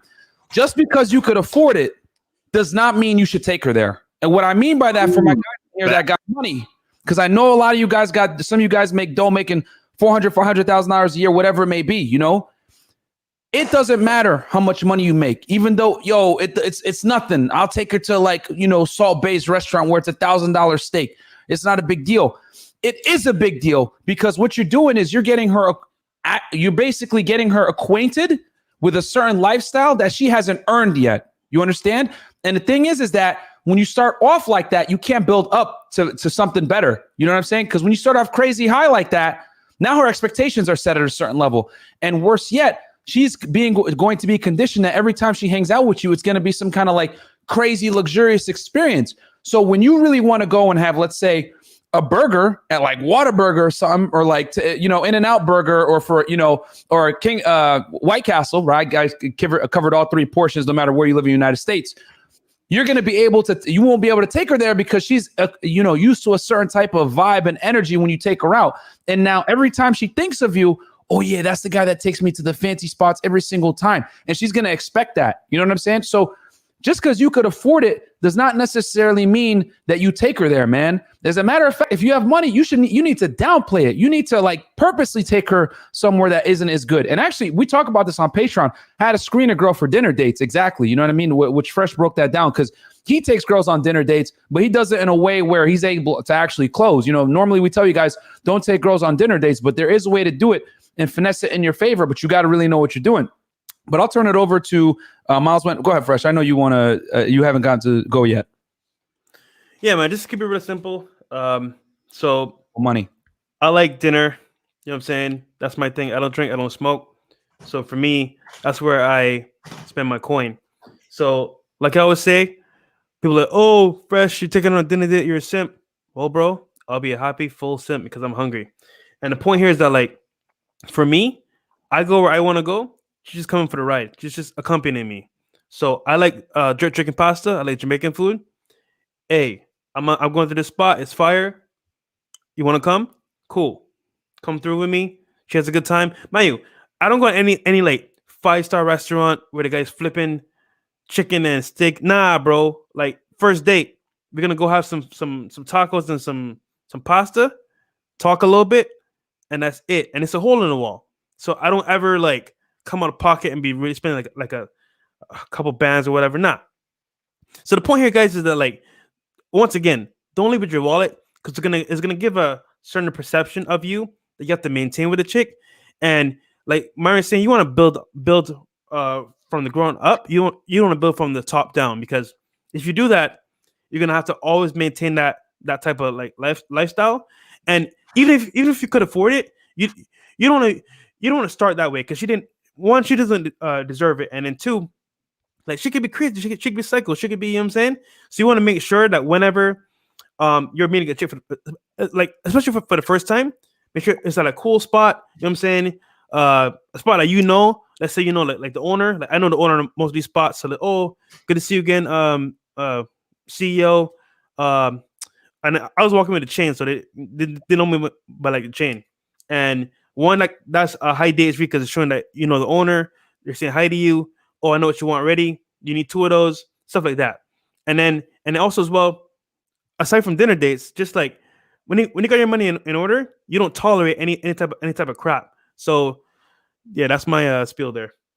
Yeah, man. So King Life with the $10 super chat, gold facts everywhere. I just want to tell you guys something, bro. Not gonna say no names. What I am gonna say is that we're gonna take over and we're gonna put some of these other dudes out of business, bro. Because quite frankly, you can't. It's very blatantly obvious when someone doesn't know what they're talking about. You know what I'm saying? Like if I ask Lucario, yo, at 5 a.m. when he's half asleep, yo, what should I do with this chick? He's gonna be able to instantly give an answer. Why? Because this is automatic now.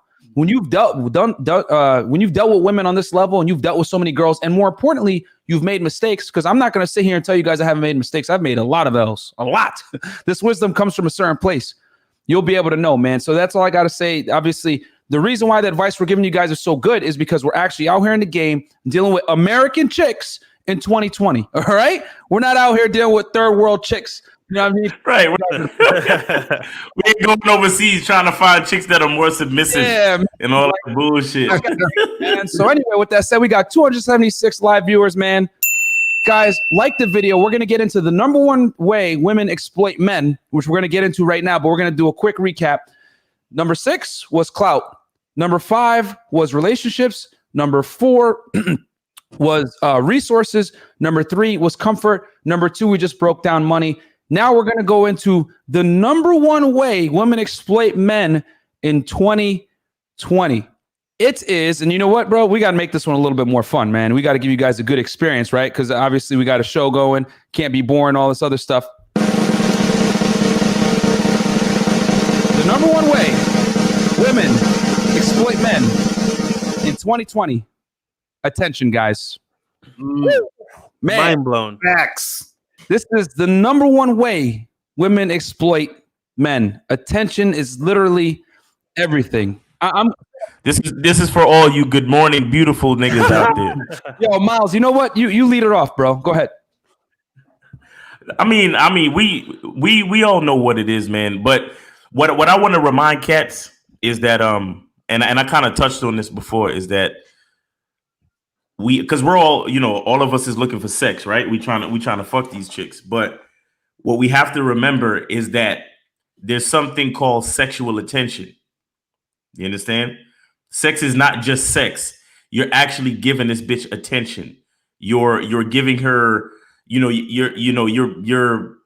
showing her that she excites you, and you want her. You want to stick your dick inside of her. You want to touch her. You want to be next to her. All of that shit is attention, whether you know it or not. You understand? So you have to be careful.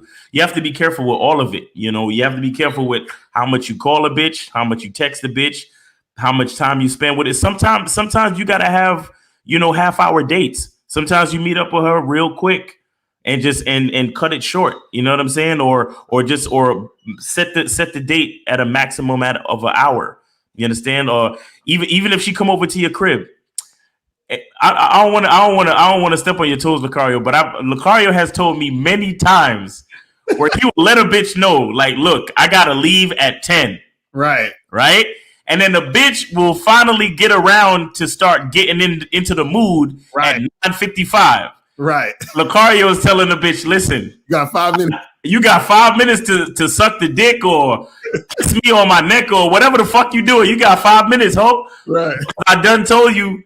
You understand? And when I hear him say shit like that, it's so fucking real, because that's what happens with a lot of these women. You got to remember, and like I said, time is the most valuable fucking resource that they will try to exploit, and they'll think that just because they're finally in the mood to start giving you some type of sexual, feedback, that you'll break your faculties as a man just to spend extra time with them and give them more attention just because now she's ready.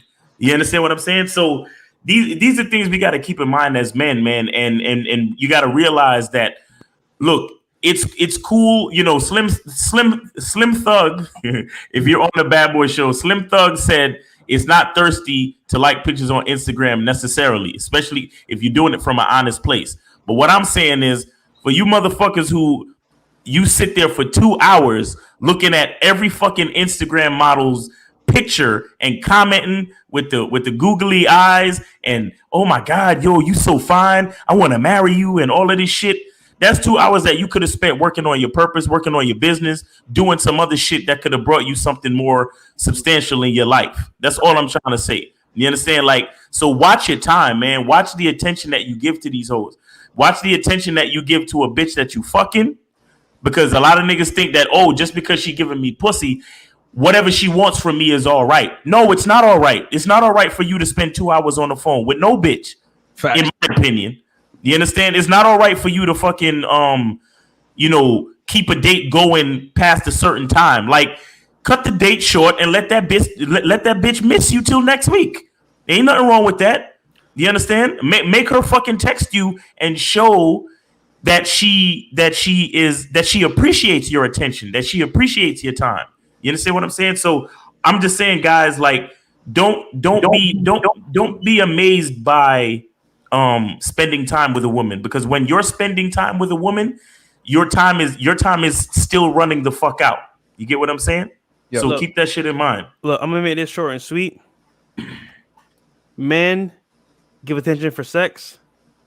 women give sex for attention. So name of the game is, guys, the more attention you give, the harder it might be to get that sex. And the point here, guys, is that like when you meet a chick for the first time, you're in a constant battle of who is gonna give the most to get what they want. And the one that gives the least is gonna be always gonna be the winner. So you gotta be careful. Whenever you're with a chick, think about this. Could I be making money? Could I be making moves? Could I be working on myself? And Myron also helped me with this as well. Cause I used to spend like a whole day with a chick, bro. Like I would have 2, 3, 4 chicks, bro. I'll spend the whole day with them, right? I was like, yo, I wish that the whole day I could have made some good bread and some good money. And Myron knows this. He's like, bro, I get you're banging chicks, but like, goddamn, bro, like the whole day.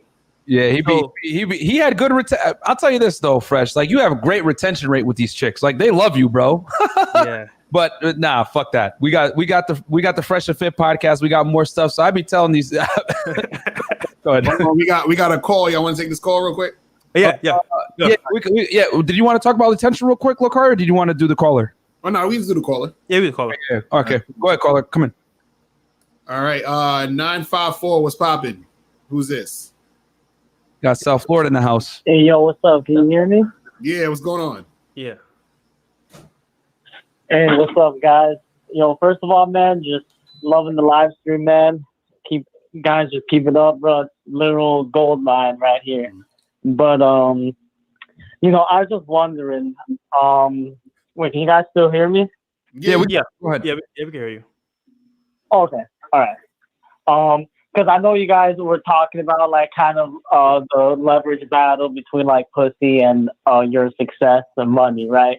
So I was just wondering like how that would change, like if it would change at all in college, because I'm a college student right now. You guys want me to take this one? Yeah, you go ahead first. Yeah. So your question, just so I can clarify, you're asking how can you like leverage resources as a college student? Is that what you're asking? Like essentially, what can I leverage as a college student that doesn't, have a paying job or a house or anything like that yet? Like, what type of leverage can I get? All right, I got you. So, all right, caller, I'll answer this for you. So, just to give you a quick background on me to show you why I'm qualified to answer this question, because I think for anyone that tries to support themselves as a coach, they need to be qualified to some degree.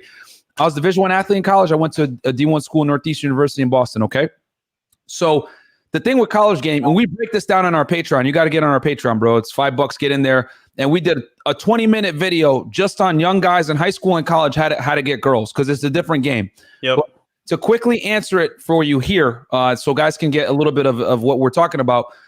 High school and college is dependent upon social circle game. I'm just going to keep it 1,000 with you guys. You guys are not going to be able to compete with dudes like me, Lucario, Fresh, and Miles, right? That have cars. We're adults. We got our own spots, whatever it may be.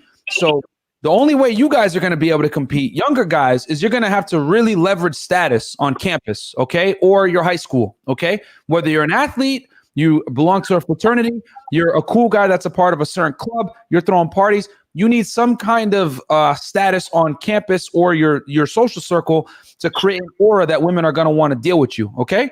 Because the thing is that even though you're in college, I'll tell you right now for experience, you're still competing with guys like me, because these 21, 22-year-old girls that are in college are looking for older dudes a lot of the time, because quite frankly, guys in your age group can't really like provide a cool experience that would cost money. You know what I'm saying? I don't want to say it like that, but like the point is that you're just not, you won't be able to provide certain things as a younger male. So what you have to do is you have to leverage social circle game, and we teach you how to do that on the Patreon with that. But just understand that's the game that you have to play as a younger guy. I don't know, Lucario or Fresh, if you want to add to that, or Miles. Yeah, man. Yeah. So Yeah. as a young guy, because I'm only 27, so I was in college a couple years ago. But the point here is that like you can use also as well social status in terms of like being in our own certain fraternities, being in our own certain like groups. Also as well, social media is also a way you can kind of finesse it too, because let's say for me, I kind of had status because like I was into cars back in school. So I had like one of the fastest cars at school. I had like a lot of friends that wanted to be around me. So that kind of like gave me like a little social proof right there.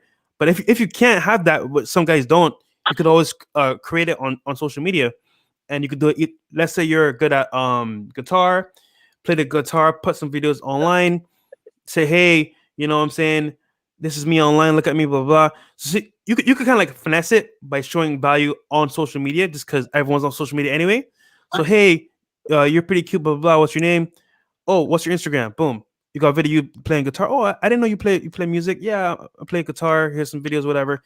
So you can use like Snapchat, different things you could use to show high value, just by being in that environment. And let's say you're an actor, right? Or you're acting. Do a story of yourself, like playing a good part, and post it up so people know. Oh wait, I don't know your name, but let's say your name is Daniel. Daniel, huh? I was just gonna say, get in the gym too and get in shape, man. That's another thing too. Yeah, you have to do that. Yeah. Sorry, go ahead. No. No, And then I'm in the gym ever since COVID. I'm like in the gym at least 6 days a week now. I got more time, so that's definitely something that. But yeah, bro.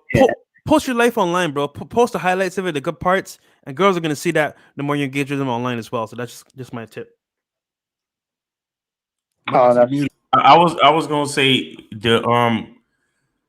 have the best weed on campus, and you'll get mad pussy. Like what? But if you don't smoke, then it is what it is. But get into whatever bitches like. Like, you know what I'm saying, that you can afford.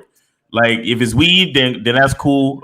If it's parties, then or if it's booze, then, you know, figure out how to. Cause you're probably not supposed to have alcoholic beverages on campus, shit like that. So, you know, do whatever you need to do, or if you know, be strategic, you know, probably get some roommates and figure out a way to pay for an apartment off campus or some shit like that, so you can have your own spot. So then when you have your own spot, you can have the alcohol and the weed at your spot. You know what I'm saying? Be careful with the alcohol, because, you know, that leads to date rape type shit and all that bullshit. But, you know, point I'm trying to make is, whatever you can afford, have those resources around, and young bitches will come to it, because everybody's basically broke. So if you have a way to, you know, to have some recreation around you, you know what I'm saying, then that will put you in a good position to be like, you know, you meet a chick on campus. Hey, what you doing later? Oh, you want to come through and, you know, hit this blunt real quick, or, you know what I'm saying, or you want to come through and take a couple shots before we study or whatever. You feel me? Like, but then again, I like what Fresh was saying, to celebrate whatever is special about your life. You know what I'm saying? If you're not doing it on social media, keep it in your conversation when you cold approach. You know, if you like to, you know, if you like to go hiking or whatever, then talk about that shit. Talk about whatever is special in your life, and then bring that out in the conversation, and then get the bitch to, you know, to come with you on any one of those situations. Yeah. What was the specific question again? He was asking, how do you get girls in college? Yeah, like how do you leverage? Because he's saying like it was just yeah. Just like what type of leverage can I get as a college student, as opposed to like, you know, a rich guy in Miami? You know what I mean? Oh, as far as like just talking to women in general. Yeah. Yeah. I mean, well, like how can I make them, like, you know, my leverage? What's my leverage as a college student, pretty much, you know? Right. Well, see, this is why you got to get so well versed in game, because understand everything else that we're talking about, as far as like, see, this is the thing. You get the most leverage by being the most attractive guy. You understand what I'm saying? And the way you get to be the most attractive guy is that you got to work on yourself and work on your game, because understand that the most powerful form of attraction is sexual attraction. You understand what I'm saying? So therefore, if you don't, if your sexual attraction is not high, if you don't have that sex appeal, I should say, then this is why guys need everything else to compensate. This is why you're talking about leveraging other shit, because you would need to leverage other stuff if your sexual sex appeal, I should say, isn't that strong.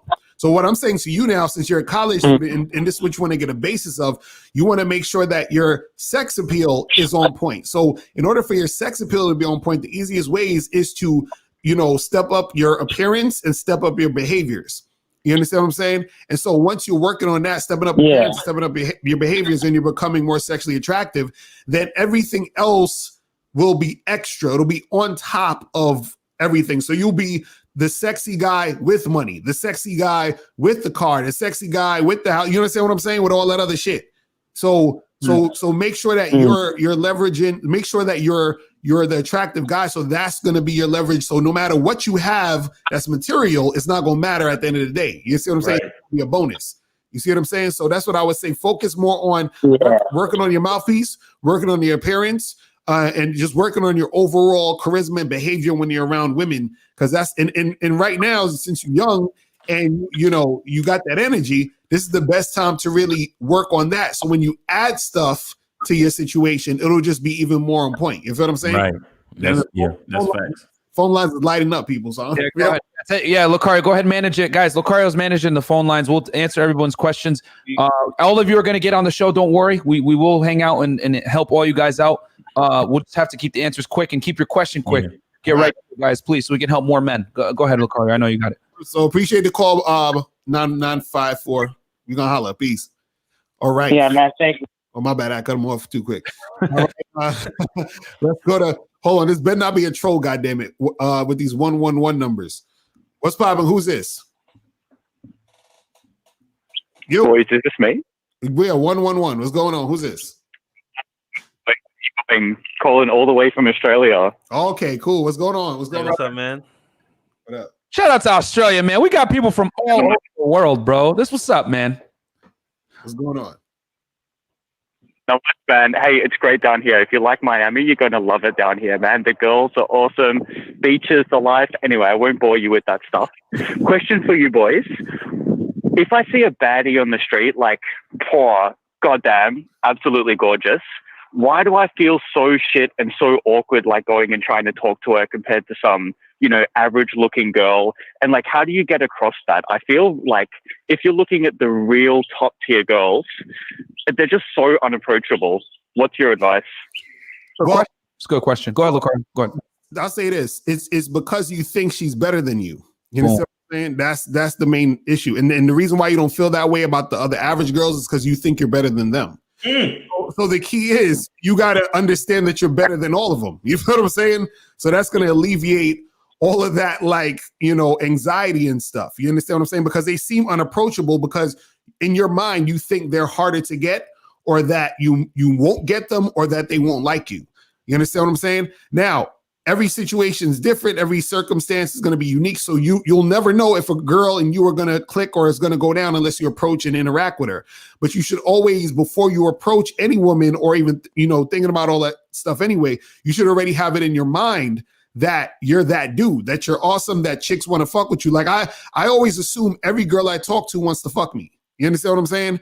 And so that's already the assumption before I talk to her and while I'm talking to her. And if she's not trying to fuck with me, I just look at her like, well, hey, she don't know that she's missing out on a good thing. So I'm keeping that same energy regardless. So my energy doesn't dissipate based off of the woman that's there. Or I don't say, well, she's hot. Damn, I feel kind of scared to talk to her now. And this girl's average. So whatever.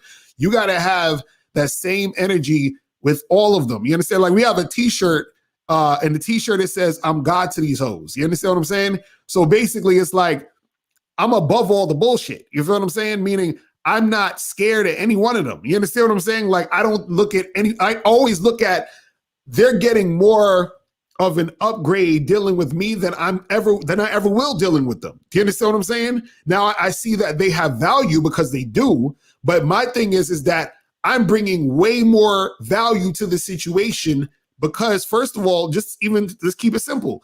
I'm approaching. You understand what I'm saying? I'm creating the actual situation. That woman, if she gets with me, the only reason she got to experience me is because I approached. You see, already within that, you got to look at it on that term. But yeah, you guys could answer some of that too. Okay, I'll tackle this one. Caller, what you got to understand is, you got to assume attraction. And what I mean by this is that when you deal with women, it's kind of like sales, right? So like when you're on a sales call with someone, and you're trying to close a deal, you don't tell them, so are you going to buy it? What you tell them is, hey, what credit card do you want to put that on? Because you're assuming that you already closed the deal. And that's how you have to operate with women. You got to have like almost like at her end, caller, you got to mute yourself, bro. The thing makes a lot of noise. I put him on mute. Go ahead. On mute. Okay. So the thing is, you almost have to have like this, an almost an irrational level of confidence. And what I mean by that is that she's got to almost be like, wow, why is this guy so confident? Because the thing is that so many guys lack confidence, so that when you have it, it's going to be a refreshing change for her to finally meet a guy that has the balls to tell her what's on his mind, quite frankly. Mm-hmm. You know what I'm saying? So, and the other thing too, you got to understand when you have confidence is that when you have confidence, women already know this guy's confident probably for a reason. He has other girls. And let's keep it 1,000. We know pre-selection is the strongest attraction trigger for women. So when you're able to exude that confidence, she could pretty much indirectly figure out that you have other women in the fray, because that kind of confidence with women is rare. And that rareness got to come from somewhere. So with that said, bro, you just got to understand that these girls are not better than you. You can't pedestalize them, and understand that when you go and you talk to them, you are the prize. Because you guys got to understand that all women have to do is look good. As a guy, you inevitably have to bring more to the table to attract a woman. Look at a woman's laundry list of requirements, and then look at a man's laundry list of requirements. What the fuck do men want? Food, submission, sex. Really, it's really easy to please a guy. Men haven't really changed. What do women want? He needs to be tall. He's got to be good looking. He's got to be confident. He's got to make all this money. Blah, blah, fucking blah. So when you come in and you have these things, you need to carry yourself as, bitch, I bring way more to the table than you. You should be happy I'm even affording you an opportunity to talk to me right now. And it's got to be congruent the whole time. You know how many times a girl tells me you're an asshole or you're cocky or whatever? You know what I say? Good. You know why? Because I know for a fact as a man, I have to bring something to the table. And quite frankly, as men, you build. She fucking moves in. So she's got to come into your fray no matter what. And guys got to carry themselves like that and understand that a lot of these girls bring nothing to the table outside of sex. So you need to operate that way. Yes, women are going to talk shit. Yes, they're going to say you're a jerk. Blah, blah, fucking blah. When a girl tells me, oh, you're a jerk, you want to know what that is? That's womanese for, I can't control you and I don't like this. This is weird. So operate. You understand? Go ahead, Fresh and Miles. I know you guys got this too. Yeah, man. So really simple, bro. Like Myron said, like I always say to myself, I'm the prize. I have unlimited options because I decide that. So if I go talk to her and I don't get her, that's fine. There's another chick down the street walking by in maybe 2-3 minutes. So I don't take it personal. The biggest thing is that you don't take it personal, because guess what? Like we all know, there's a hot girl around the corner. Anyway, by the way, Australian girls are beautiful, bro. Like, goddamn, I need. You're right. I need to go there. But the point is that like you need to understand that you should have an abundant mindset, because you're the guy, you're the prize. She may not know that yet, but once she accepts the date, she's gonna realize that overall. So the point is, you see a hot chick that you like, screw it, bro. Go talk to her. You never know what might happen. I remember I was walking my dog maybe like 2 months ago, and I was going on Brickell. I saw this hot chick, bro. I was like, yo, this chick's bad as fuck. Let me just go talk to her. Got her Instagram. Next thing you know, she's over here giving me the best fellatio I had in my life. So you never know, bro. Just go for it. I'm in it with that story, but I'm gonna just say, simplify the way you categorize women, because I hear you talking about regular chicks and then chicks that are super hot, top choice. Like don't get into all that. Just say there's chicks that you're attracted to and chicks that you might not be attracted to. If you're attracted to it, just go talk to her. That's it. Try to keep it simple, because when you start to categorize and act like there are some women who are like in a higher league, in a higher tier and all, that's when you start to you subconsciously pedestalize them. And then like Lucario said, you think they're better than you, they're higher than you, and then you get that nervousness becomes a part of your game and your energy, and that's no good. So just kind of try to keep it simple and be like, look, she's attractive and I'm gonna go talk to her. That's it. Like, don't worry about all that extra shit. You know what I'm saying? Just keep it simple and just do your thing. And another thing too is try to approach more women, because the more women you approach, the more women you talk to, the more you realize that there's no such thing as like top choice, top tier bitches. Like right. all of them shit stink. All of them wake up with morning breath. All of them are horrible fucking people that bleed once a month. You don't have to make anything special about them. They're just people, man. They're just fucking people, straight up. Right. So I caller, did you get that? Oh, you gotta unmute him. Yeah, Boys. Okay. All right, man. Yeah. Well, Am I unmuted? you're unmuted. Well, what were you saying? Yeah, cool. You boys giving out like hundreds of dollars of values to all the people in the chat. Before you even think about taking a girl out for coffee, make sure you subscribe to their Patreon. Like, come on, boys, chip in $5. Facts. So much free. Facts. Thank you so much. Facts. All right, You're man. welcome, bro. We appreciate the call, my brother. Down under. So let's get 818. What's popping? Who's this? 818. Hello. Yo, what's going on? Who's this? Yeah, can you hear me? I can hear you. What's going on? Okay, yeah. I'm not gonna talk too loud tonight because there's people in the house. Go ahead. I want to say that the entire Myron, this is for you. The entire game is rigged, bro. It's completely rigged, and the solution is to change the rules. And I think because look at the list that you gave. Can you guys hear me? Yeah, we can hear you. You good? Yeah, we can hear you. Yeah, we can hear you. Keep going. Myron, look at okay. Look at the rules that you gave, Myron. I mean, everything you're saying is correct, but again, we're making it more difficult on ourselves as men because the rules are rigged, completely rigged, and this is something that you dating coaches don't want to come to grips with. And I'm not knocking what you're saying, but we got to do this. We got to do that. When does it end? It never ends. You know what I'm saying? It never ends. Explain. Let me ask you a question. Do you work out? No. You don't work out?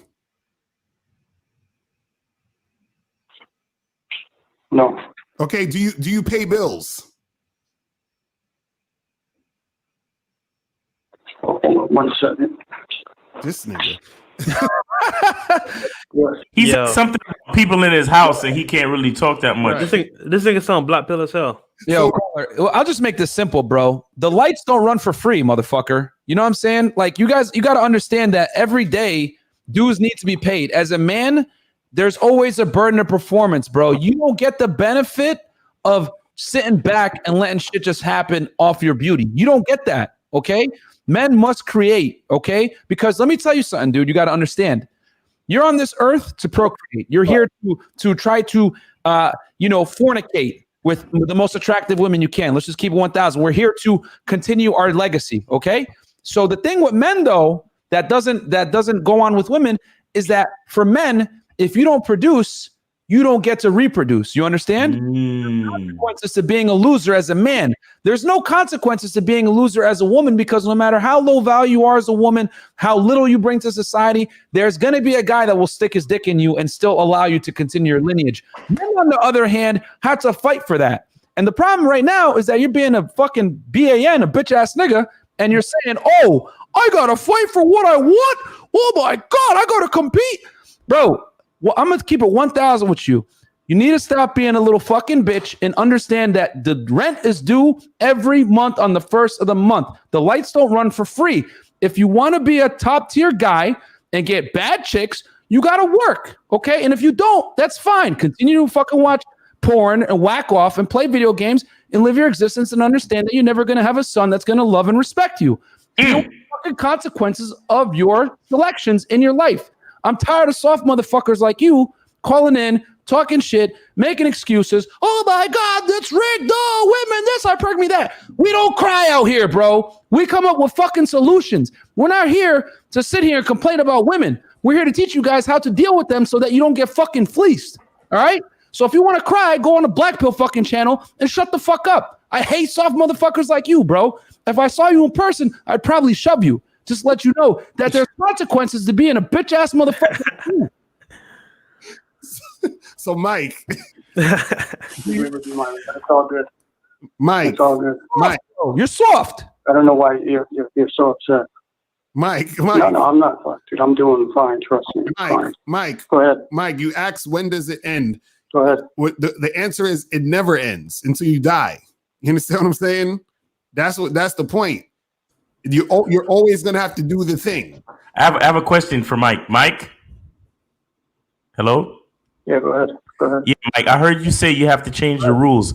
How would you suggest to change the rules? I'm curious. It should be more 50-50. Like what? Give us an example. Well, I mean, you know, like he just said, you know, the approaching part, I agree with you 100%. We should definitely do that, but it just seems like women have more leverage. You know, Bro, listen. Yo, you can't even talk in your own fucking house right now. Do you not see the problem? You do not see the problem. You understand that you're talking to 4 men right now that are trying to help other men. And right now, you can't even ask us for help properly, and you can't even talk in your own fucking house. Do you see the problem here? It goes way deeper than, I need to approach women. Bruh, you need to approach someone else and find a new place to live. What the fuck are you talking about right now? There's some serious problems here. I'm Yo, caller. my folks. Caller. I'm visiting my family right now. Caller. I'm on the second floor. That's why. Yeah. Go ahead. Do you play video games? Go ahead. Do you play video games? No. No? Do you play any board games or card games? Not really, dude. Mike, what do you do with your life? Not really. You don't do nothing, man. Okay, so the point is, right, Mike, is that like, let's say you play a video game, right, or you play a card game, right? There's a set of rules that you have to play by. You can't just tell the creator, "Hey, fuck it, I don't like these rules. I'm gonna change them," because you just can't. That's just how it is. Same thing with how it's set up right now. You can't change the rules no matter how you feel. Trust me. If I could find an easy way to just get what I want, I'm lazy as hell. I would do it. But unfortunately, it doesn't work that way. You have to play the game how the rules are. So see, we're teaching guys how to understand the game to get the best results. That's all you can really do. Play the game by the rules and get the best results that you can, basically.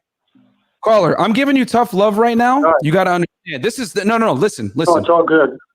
Yes, I'm giving you this tough love right now because you got to understand, bro. There's no Game Shark to life. Mm-hmm. You understand? You got to play the game and level up from number 1 to 99. And each time that you level up, it's going to be excruciating. You play Pokemon, you go out on the grass, right? And you fight new Pokemon and you rank up. Mm-hmm. There was a cheat code back in the day, though, right? When the red and blue version, you could have did the Masingo fucking glitch, get the rare candy. And if you eat the rare candy and give it to your Pokemon, what happens? They're never going to be as strong as the other Pokemon that you train fighting in the grass, the Elite Four and all this other shit. They're going to have lower HP, lower attack points, everything like that.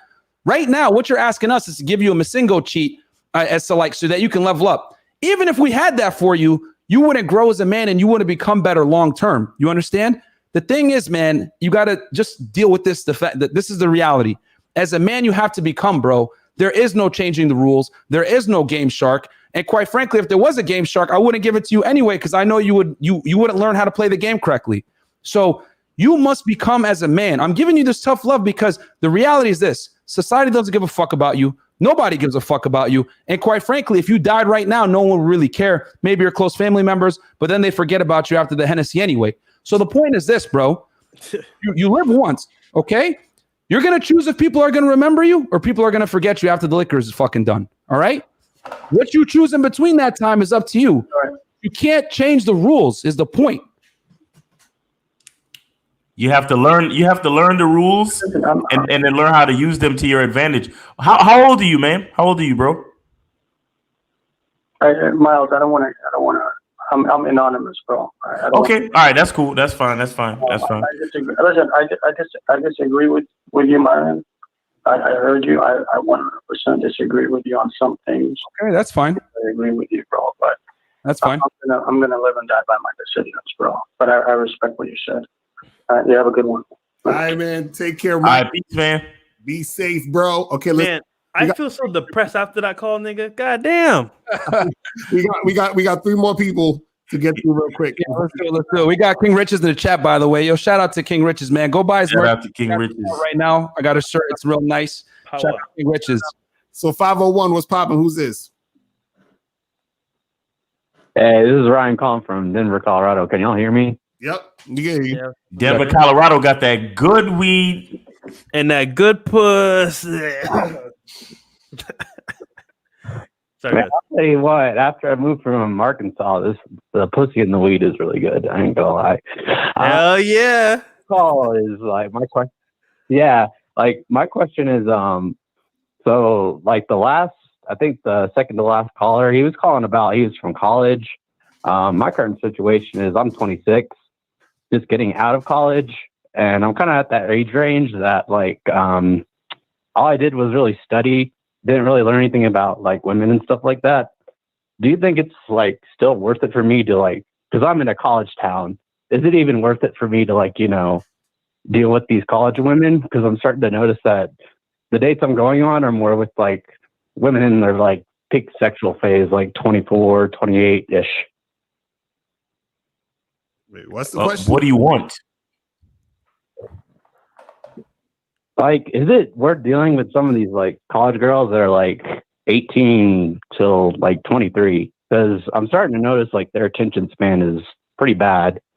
Well, what do you want to do? Are you just trying to smash? What's your agenda? That's what we're asking. What do you want? Yeah, it's kind of like smashing, just smashing really, because like it's like I don't know, like I got like a good career, work as an engineer, and basically like I have like my life in order. And that's really attracted to like a lot of these like 24-year-old girls, but like anything younger, like they're just concerned about like partying, and starting to notice that like their attention span is like smaller than a goldfish half the time. Right. Okay. That's what happens with young chicks that chicks that age. Yep. You understand? But see, the thing is, you gotta catch those girls on a good day. That's all it is. You understand what I'm saying? That's really all it is with girls like that. Meaning either you're gonna have to be in the situations where they congregate. You feel what I'm saying? Or you're gonna have to find them just like randomly on the street, whatever you doing in your regular day, and then basically get them to follow what you're trying to do. You feel what I'm saying? But again, it's because they're, and this is the good thing about it, because their attention span is so quick and fickle, right? This means that when you talk to them, that's the easiest chicks to be direct with. Be like, yo, what you doing later on? Let's hang out, come back to the crib, let's make it happen. Like, so they're a lot of the girls that age, they're sexually free. Like I remember I went to this bar with one of my boys. This was maybe probably 3 or 4 years ago. And it was a night where it was 18-year-olds and above in this spot. You understand what I'm saying? And I had like 2 random girls within the first like 20 minutes I was in there roll up on me and ask if they could kiss me in my mouth. You understand what I'm saying? Just straight up, just on some regular shit like, hey, what's going on, blah, blah, blah. And then she's like, hey, can I kiss you? And I'm like, all right, cool. You know what I'm saying? And they just did it. So they really just live in the moment. So what I'm saying is, if you get around those situations, then just make it happen as soon as possible when you're in those situations with those chicks. You understand what I'm saying? That them having that short attention span is a good thing, because when their attention is on getting dick and having fun at that moment to make it happen, that's when you gotta, jump on it and make the shit pop off. You see what I'm saying? Yo, caller. I got a caller. Yeah. Oh, Okay. Yo, caller. So this is why I love Colorado, man, because actually I had this college chick from Colorado fly down. This was earlier this year. Hot white girl, really good looking. And dude, these girls just want to have fun, bro. Like, if you can show them a fun time, you're gonna pretty much like corner the market, and she's gonna put it on her story. You know what I'm saying? She's gonna have a good time, and then you get what you want at the end of the night. The point here, bro, is that you got to say what you want. Are you willing to deal with the photos, Instagram, back and forth on the phone to get what you want, or do you want to just like not do it at all and deal with old chicks? You got to say what you want. But at the end of the day, for me, hey man, I'll deal with it all day, because that was some nice. Yeah, but you get the point, bro. You know what I'm saying? I got so real fast, bro. Caller, I need you to internalize. After you're done watching this fire stream, by the way, we've been giving you guys a lot of value. So don't forget to like the video, comment, subscribe, guys. We only got like 170 likes. Get it up to 200, man. We're giving you guys a bunch of free game, going hard in the paint, sweating, telling Black Pill guys not to, do the crazy stuff that they're doing. You know what I'm saying? We're doing what we can to help the men out here. Subscribe to CEO Lifestyle on YouTube, Lucario Fan and Miles in the Game. But I'm going to answer your question right now. So, caller, after the stream is done, I need you to look up a song called Girls Just Want to Have Fun, okay? I need you to internalize that and understand that women look at things a lot differently than men. Now, earlier in the call, and you're an engineer, I'm not surprised you said this because engineers are very logically sound. I have a lot of engineer clients. You're looking at it like, oh, I make good money. She wants to hang out with me. No, you already fucked up, and I'm going to explain why. Women look at money completely differently than men do, okay?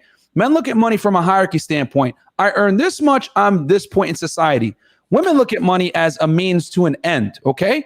A guy could look at his bank account and be like, okay, I got $10,000 in the bank. A girl will look at her shoe collection and be like, this is $10,000 worth of shoes. Women are consumers, okay? They're actually professional resource extractors if you really want to talk about that.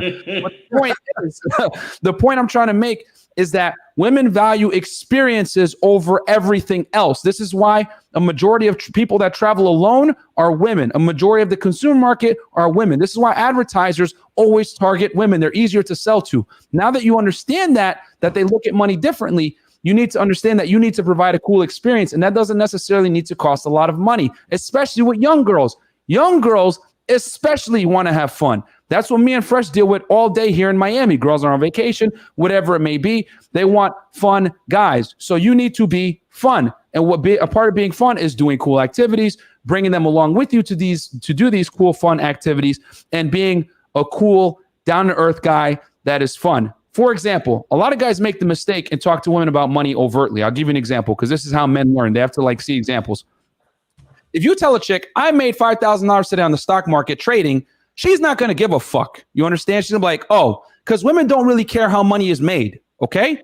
However, if you come home and you say, hey, baby, pack your bags, we're going to go to Cancun for 2 weeks, because she's going to love that. She's going to know in the back of her mind that you probably made some extra money, whatever it may be. Mm-hmm. But women don't give a fuck about money. I need you guys to all understand that. They don't really care about money, earning it, whatever it may be.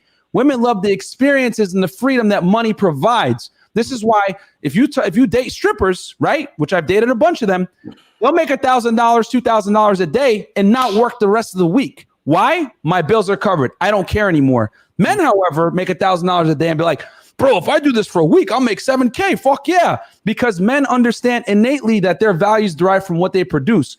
Women are not judged on that, so they just make money as a means to an end. So what you need to understand is that you need to provide the fun. The money is needed for the fun, but it's not the main thing. Does that make sense, caller?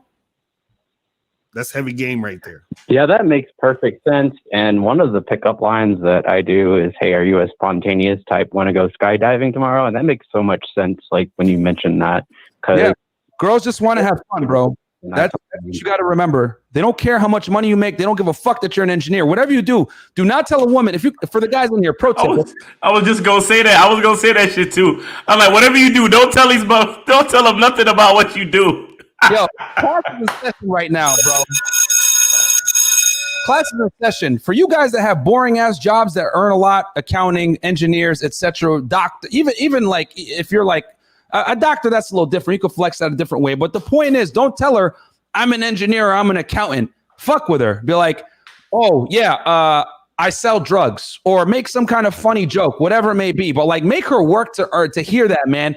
Don't give women straight answers, bro. Women are like cats. Okay, what I mean by that, Mystery talked about this in his book, which I think every guy should read, The Mystery Method.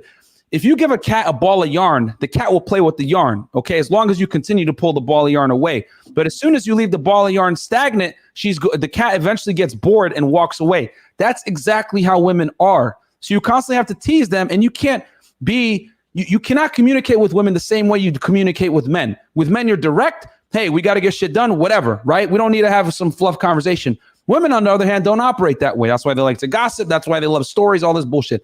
So you need to internalize that and just be the fun guy. Does that make sense, man? Bro, you need to get on the Bad Boy membership on the Patreon, man. You got to get on it, bro. We just gave you a fuck ton of free game right now. Yo, caller, I love Colorado. It's fucking lit, bro. Colorado girls are lit, bro. Dude, It's just here. It is amazing. So I'm so glad I moved from Arkansas because Arkansas is boring as hell, but chicks here are fucking amazing. Arkansas. All right, man. Well, we appreciate the call, my brother. We're gonna get 2 more calls and we about to get the hell up out of here because I ain't trying to be here all night. You feel me? For real. So 301 was popping. Who's this? Hey, what's going on, gentlemen? What up? What up? So happy to be on the show. Is this me? Can you hear me? Yeah, we hear you. Yeah, we can hear you. Okay, great. Okay, so Myron, great that you set up your own stuff, man. I'm tuning into your show. Of course, I found you from Donovan, but I'm glad I got you on channel.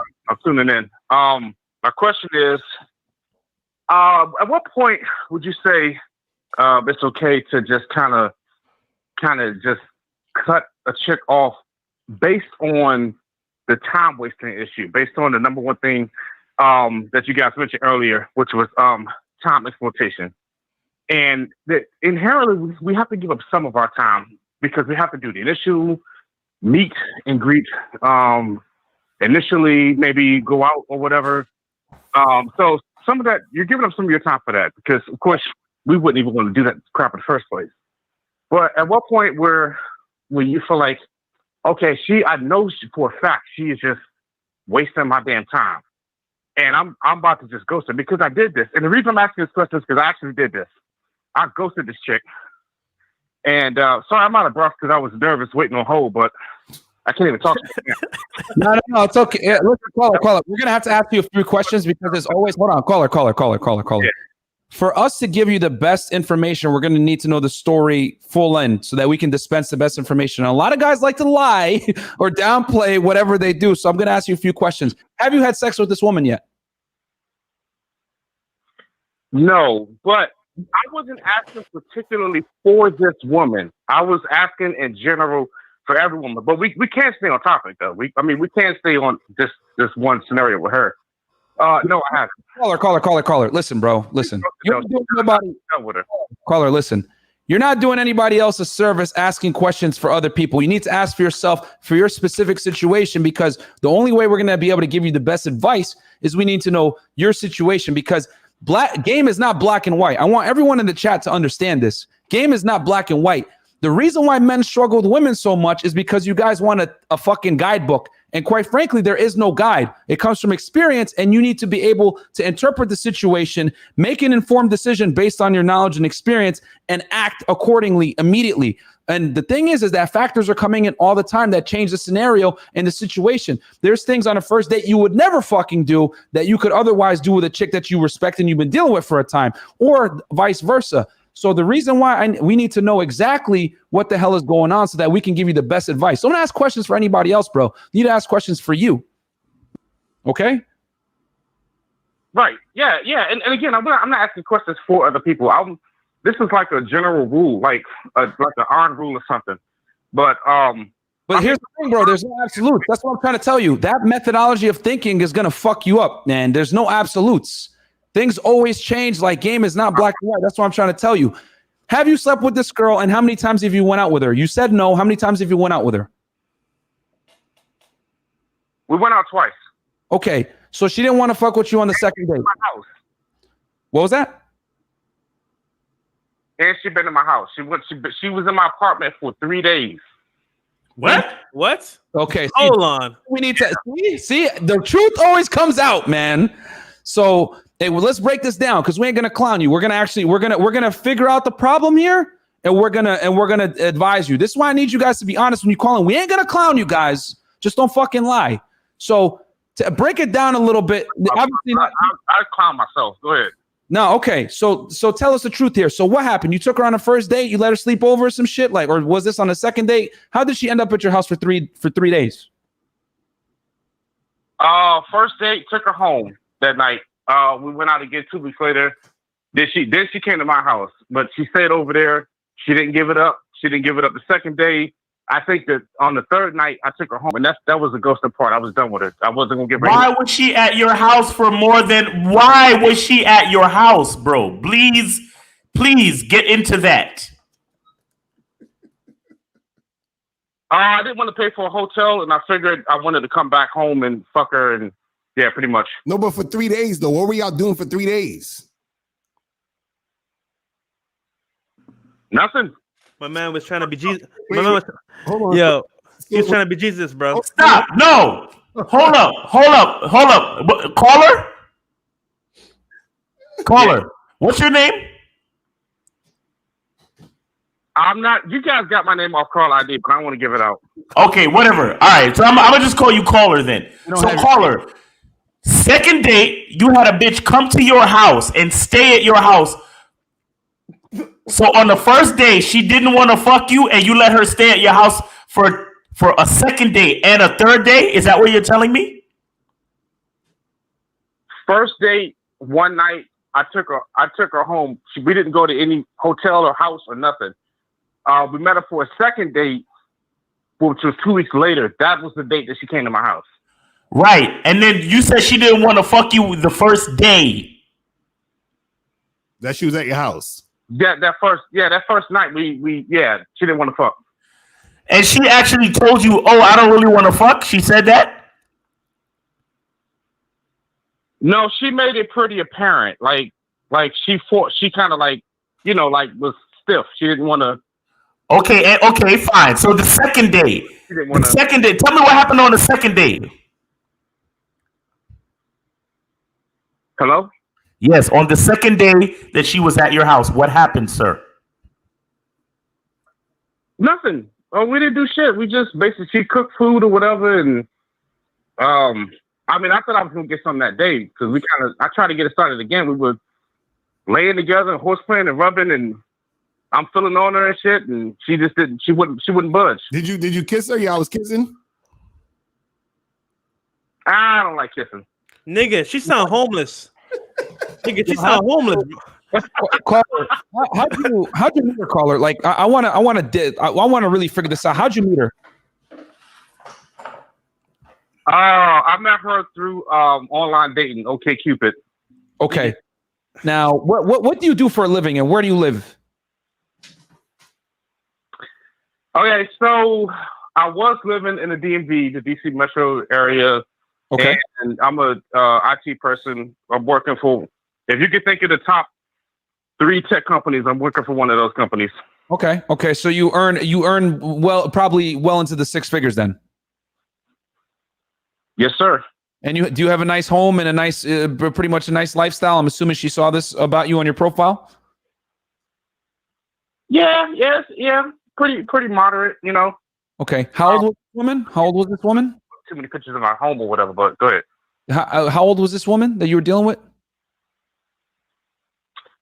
26. Okay. Was she okay, so she's 26. Like what? Does she work? Is she in school? She works. She doesn't make a lot of money. I think she makes like $12 an hour or some shit working at like a department store. Yo, she using this dude for his house. Yeah. So Nigga, she sound homeless, my nigga. And how old are you, bro? 35. All right. So, caller, I'm going to give my quick little answer real fast, and I'll pass it to the panel. Now, first and foremost, I want to thank you for being honest on the air. I know that, like, being vulnerable and stuff, like people trying to clown or whatever. I'm going to give you like honest advice, like, because I respect the fact that you're being honest with us. So I'm going to give you the best answer I can. The reality is this, bro. This girl saw you. She sees that you live a certain lifestyle that she probably can't afford.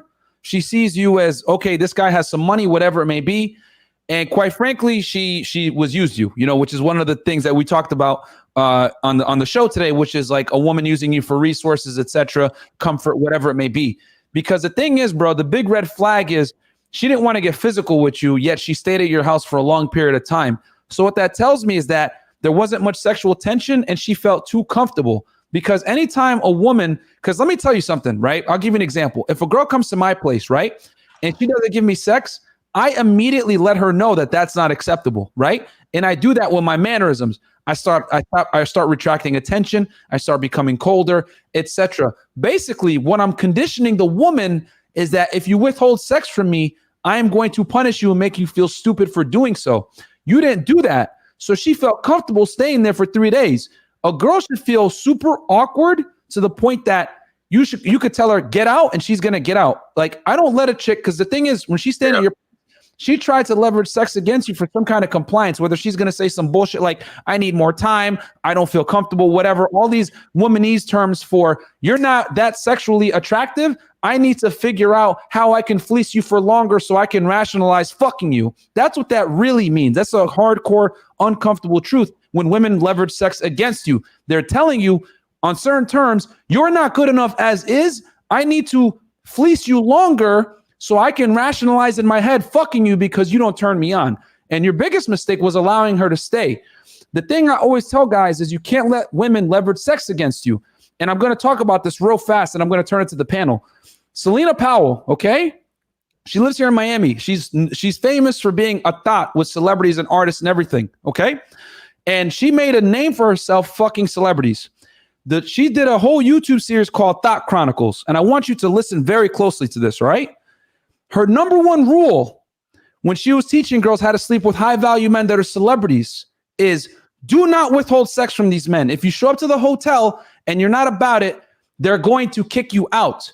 The reason why high-value guys kick girls out or immediately punish them for not giving them sex is because high-value guys know on certain terms, they don't fucking wait for girls. You don't want to have sex? Cool. I totally understand that. Your body, your choice. But guess what, baby?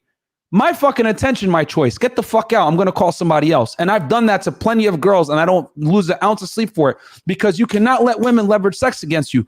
Once you do that, it's a fucking L. Because when she leverages sex against you, she basically thinks, stupid, and she could just continue to fucking use you. So you got to let the consequences of that shit right away, bro. That's what happened there. She fucking thought you were dumb. She thought she could trick off on you, and that's what happened. I'll turn it to the panel. I'm just saying, you let this crackhead bitch hide out at your house for 3 days, and you was trying to get ass, and she, bro, like, were you afraid of telling her to get the fuck out of your crib? Were you afraid of just kicking her out? No, I wasn't afraid. I was trying to see where it was gonna go. Bruh. But I just want to say one thing. This is before a lot of my red pilling. I have been bathing in red pill. I don't miss a stream. Shut the fuck up. Shut up. Shut the fuck up. Shut up. Shut up. Please shut up. I need you to be quiet right now. I need you to be quiet and just listen. Now is the time to just listen. I don't care how many streams you've soaked up, because obviously it doesn't mean anything, because you're still asking, how do I know when to cut a bitch off?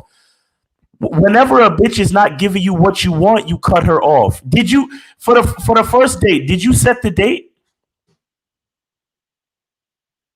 What do you mean by sets? What exactly do you mean? Did you set the date? Did you tell her the time and place to meet you for the date?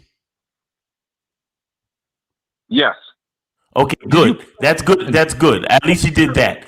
So now, what I'm saying is, if you understand that, then by the second date, she should be. Well, you say you don't like kissing, so you know. But did you even finger pop the bitch? You said finger pump? Finger pop. Did you fuck her with your finger? Did you put your finger in her pussy? No, I did not. No. So what did you do? That's what. So what were you doing? Real quick. Let me ask you a question. Did she? Nothing happened. That's the reason I ghosted her. Hold on. Did she ghost her? Did she try to kiss you? At any point? Yeah, she did, but I told her I don't like it. What? So Nani? Nani? Hold on, let me ask you. Okay, listen. So she tried to kiss you. You told her, but did she get to kiss you? Did y'all kiss at all? No. Okay, so she tried to kiss you. You rejected her kiss. Told her that you don't like it, and then now you're wondering why she didn't want to fuck you. Oh yeah, okay, that's a big one right there. That's not the only reason. No, but that's the main reason. A kiss ain't the only reason, bro. If she tried to kiss you and you rejected the kissing, right? That means that you're telling her I'm not attracted to you sexually. Well, no, hold on. Let's not assume too much, brother. Caller. So what is your process to escalate to sex then? If you're not kissing, what is the bridge between not fucking around or not having sex into having sex? How do you transition into having sex if you don't kiss the girl? My dick out, just let her start giving me some head. That's happened before. That's the way I like to initiate it. Did you do that with this girl? Did you do that with this girl? At one point, yes. And what did she do? She said it was nice, but she didn't do anything. And you didn't kick her the fuck out your house? I did not. Not at that moment. Okay, so now you're back to your original fucking question, bro. So now we realize that you don't kiss. And so what you do is you pull your dick out and you expect that the bitch to start sucking and giving you head.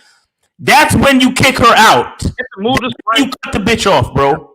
Okay? When you pull your dick out and she's cool enough to say that it's nice and all of that, and she still don't want to suck it, you definitely need to kick her the fuck out literally at that point in time. Matter of fact, don't even put your dick back in your pants.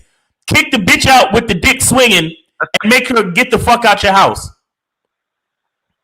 I got a quick thing I just want to add real quick, caller. Caller, you need to understand something, because this is a very telling piece of information, and this is something that you're going to need to incorporate when you deal with women. I need you to understand this fundamental, okay? Write this shit down. I'm dead serious, okay? Men get turned on like light switches.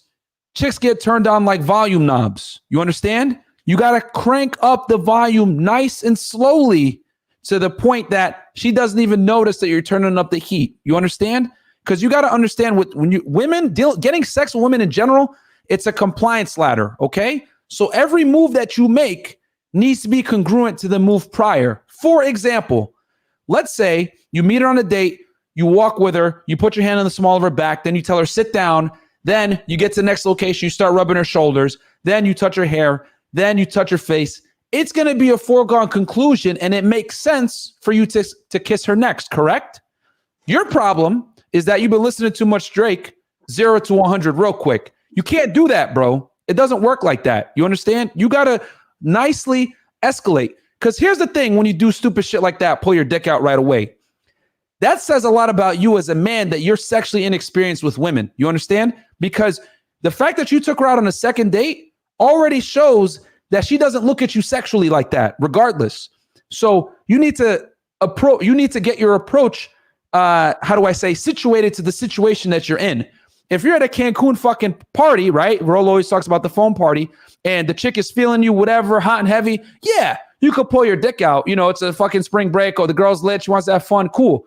But you went on a second date with this girl, and you're trying to pull like spring break shenanigans with a chick that didn't fuck you the first night. Does that see what I'm talking about? So you're incongruent with what you're purporting yourself to be. And this is where a lot of guys fuck up, is they convey themselves a certain way, and then when they get behind closed doors, they start acting all fucking crazy, and that scares girls and it throws them off. Now, your second big fuck up, you didn't want to kiss her. And what Lucario was getting at was women don't take L's, bro, okay? They don't like taking L's. If you reject a woman's sexual advance, you might be done totally, because if women understand on an innate level that their sexuality is their prime weapon, okay, to attract the opposite gender. So if you reject that from her, you're basically telling her you're useless to me. You understand? Because women know their looks mean everything. There's a reason why the makeup industry will never go out of business. The fucking fashion industry is never going to go out of business, because women put a lot of stake in the way they look. So when you reject that, it's a big deal. Women don't take L's on rejection like we do. We can like, whatever, it sucks, it burns, but then we'll get over it, talk to another girl. That's going to hurt her for a couple of days. That's why if you want to fuck with a girl, don't come when you fuck her. Fresh does this shit all the time, and girls come back to him. So the thing is this, man.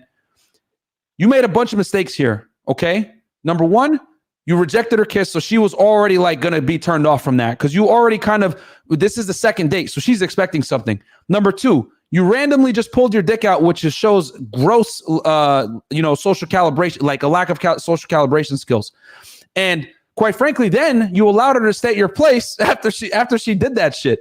So after she basically rejected you. So she already saw you as like lower value, because you did all these behaviors that is not conducive to what a high value guy would do. You know what I'm saying? That's why you took the L here, man, from the information you gave us. Okay. Thanks for the advice. Yo, bro, real quick. Last thing, right? Don't try to be Jesus, and don't take in homeless girls. All right? That's no, but caller. I mean, what Myron is saying is on point shit. But what I'll also tell you though is if you have your own style, you have your own style. You understand? If you don't like kissing bitches, then you don't like kissing bitches. But what I would tell you is figure out a cool way to like let that be known instead of like, you know, getting to the point where she's trying to kiss you and then you reject the kiss, because that doesn't help the situation is what I'm saying. You need a because if you got your own go ahead. No, that's Miles. That's like literally, yo, you say it one more time, bro. Like that. Caller, you need a custom compliance ladder, bro. Like, I don't want to. Go ahead. Continue. Right, but because I'm like, I don't want to. Because if he run his game a certain way, he don't like kissing bitches. Hey, a man's a man. If that's how you run your shit, that's how you run your shits, and I gotta respect that. But what I'm saying is, communicate that to the girl early. Like, yeah, I'm not really a kisser like that. You know, like let that be a part of the flirtatious conversation in the beginning. Yep. Like, be like, yo, you know, I don't really like kissing and all that. I'm really spontaneous with it. I'm the type of dude, I might just pull my dick out and then, you know, you just got to start sucking it right away. And then she look at you and be like, oh man, you crazy. But then later on, when you pull the dick out, she remember what you said.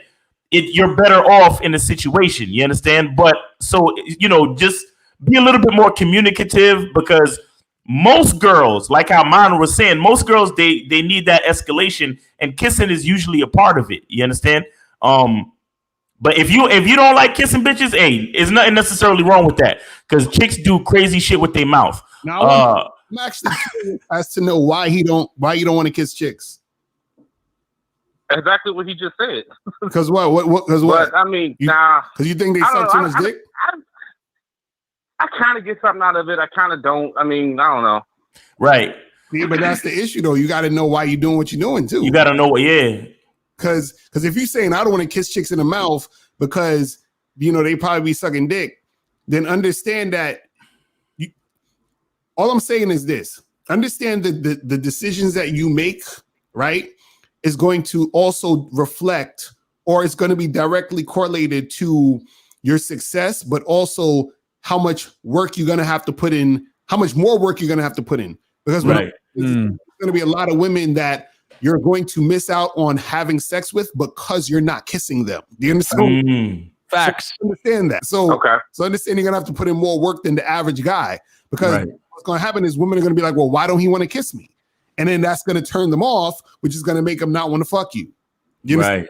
So that's why I'm asking you, why do you not want to? Because if it was something to where you're like, well, I don't give a fuck about none of these bitches, I just do what I do and that's what the fuck I do, cool. But if you're like, well, I don't want to kiss him because I'm scared that she might have sucked somebody's dick, then that's something that is I don't think it's a actual like reason that makes sense to have. That's in correlation to you not getting the pussy you want. Do you understand what I'm saying? Like, because you're gonna miss out on a lot of sex by that being the reason. Do you understand? What I'm saying? You're handicapping yourself, bro, for no reason, quite frankly. Like, you got to Miles and Lucario just gave you like some crazy advice right there. Basically, Miles is telling you, since you have a unique, like, I guess, fear or disdain for kissing women, you're going to have to adapt your game to complement that. And you're going to need to come up with your own compliance ladder where you can sexualize in a way that's conducive to your success. Because quite frankly, most chicks aren't going to accept you pulling out your dick randomly, bro. That's like a very low IQ, crass type behavior that isn't going to be have a good success rate. But on the other end, Lucario's telling you, if you do that and you don't want to kiss girls, there's consequences to that. And what that means is you're going to have to put in more work and accept the reality that you're going to end up with more situations like this, where you have a bitch at your place for 3 days that didn't fuck you because you made a fucking huge error where you didn't kiss her. I guarantee, bro, if she really did try to kiss you and you rejected her, she immediately got turned off. And what girls will do a lot of the time is if you reject them, they're not going to give you another chance to fuck with them, because pain for rejection for women is high, bro. It's really bad for them to get rejected. It fucks their whole psyche up. So she's not going to allow you to be in a position again where you can reject her and make her feel like shit again, because women draw all their value from how they look, despite whatever the fuck they want to tell you. The strongest feminists still buy makeup, okay? So with that said, you got to understand that when you reject a girl and this methodology of game that you're running, you're going to probably have a lower close rate. And if you're cool with that, that's fine. But that's why Lucario's asking you, so you can look introspectively, why the fuck do you not want to kiss? Because you're going to lose a lot of girls doing this shit, bro. Yo, caller, You took the verse "Turn the Other Cheek" as Jesus too far, my nigga. Goddamn. And you let it stay for 3 days and 3 nights. Yo, Yeah, man. Jesus walks. Yeah, man. Yeah, you can't let a bitch. Matter of fact, bro, and on the second date, bro, listen. Again, this is what I was talking about earlier about making a bitch earn shit. You know what a bitch got to do to earn the right to spend the night at my fucking house? Exactly. What? Like, bro, like, you can't do that, bro. You can't do that. Like, that bitch was hiding out at your crib. Like, she probably owes some dude money, man. She owes some nigga money back in the hood, and she stayed at your crib for 3 days trying to hide out, bro. Like, you can't do that. A woman has to earn the right to do shit like spend the night.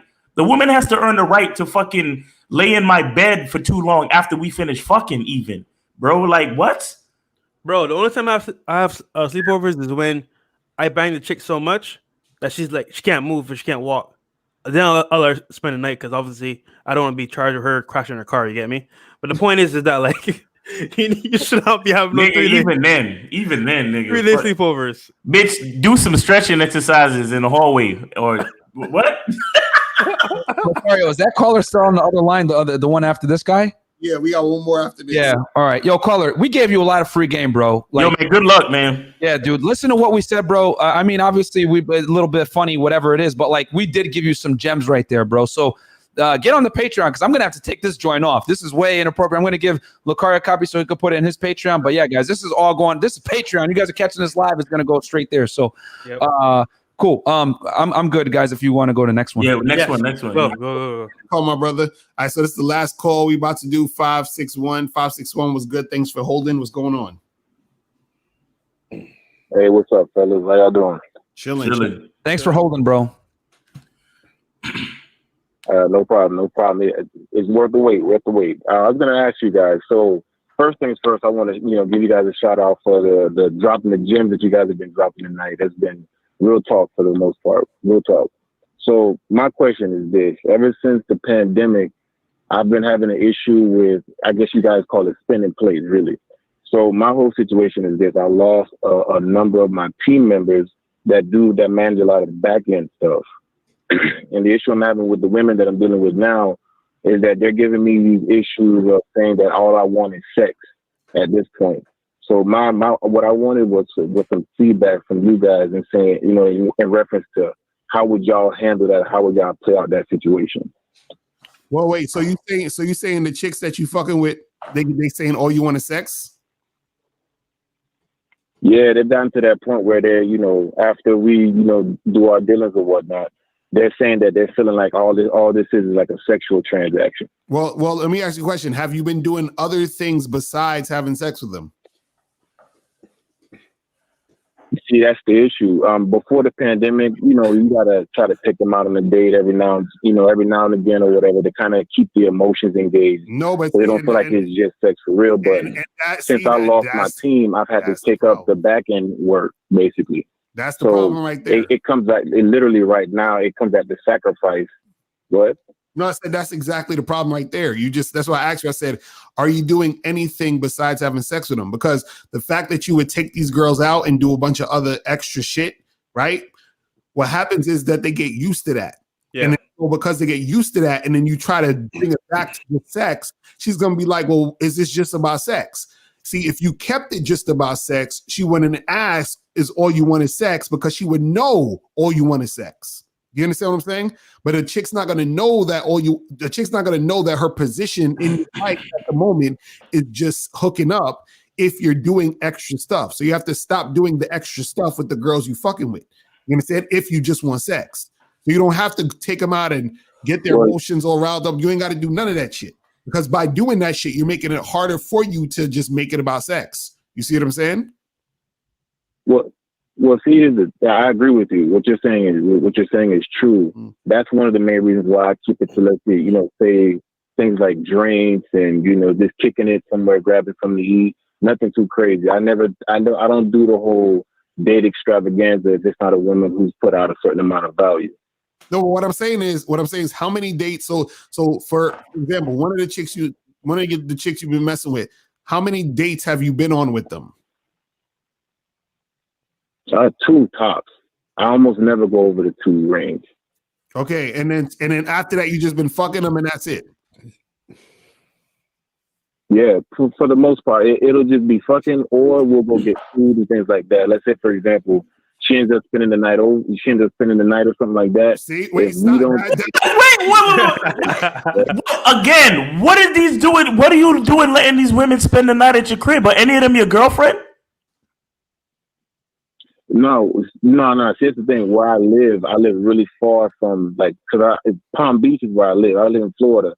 I do a lot of my work in Palm Beach, but I stay all the way in Port St. Lucie. So I'm about an hour and a half away from Palm Beach. Okay. So I'm trying to have them at 4 o'clock in the morning, 5 o'clock, and in the morning, just driving over there. I've done that. I've tried to end the situation, at that late time, during the morning or whatnot. And what ends up happening is, I think it accelerates the whole process of them feeling like it's just a transaction and that's it. Because I get turnover for some doing that. Oh, so your logistics are also off too, bro. That's another issue that you have. Your logistics are also off because if you're meeting up with these girls so late or so early in the morning, like 3, 4 in the morning, the only thing that you could really do is have sex. You know what I'm saying? Like, so I don't know. But this is what I'm saying. You got to switch up your logistics. Hold on. I'm confused, man. Or do you want just sex from these girls? Well, for the most part, yeah. But so what I want is consistent sex from them. Is really what I'm trying to do. Okay, so now, and so you said that the chick would come and see you, in Palm Beach or something like that. Port St. Lucie. Okay, so the girl will come to see you, right? Yeah. And then you have sex with her. It'll be like 4 in, right? Yeah. And then after she have sex with you, then what happens? So what I used to do before was try to, basically, hey, I got to wake up early in the morning for work or whatever. And, hey, so go ahead and, take off or whatnot. But what ended up happening was I guess they started feeling like, I'm treating them badly for trying to play it that way. So what I found is when I switched it up and I started letting them stay the night, it changed the dynamics up. No, but see, that's the problem. You're not supposed to do that. You have to every time kick them out. You know what I'm saying? That's the problem. That's what I'm trying to get you. That's what I'm trying to get you to understand, right? Consistency. For example, if I own a store, right, and all I sell is shoes, you understand what I'm saying? The only time you're gonna come to my store is when you need to get shoes.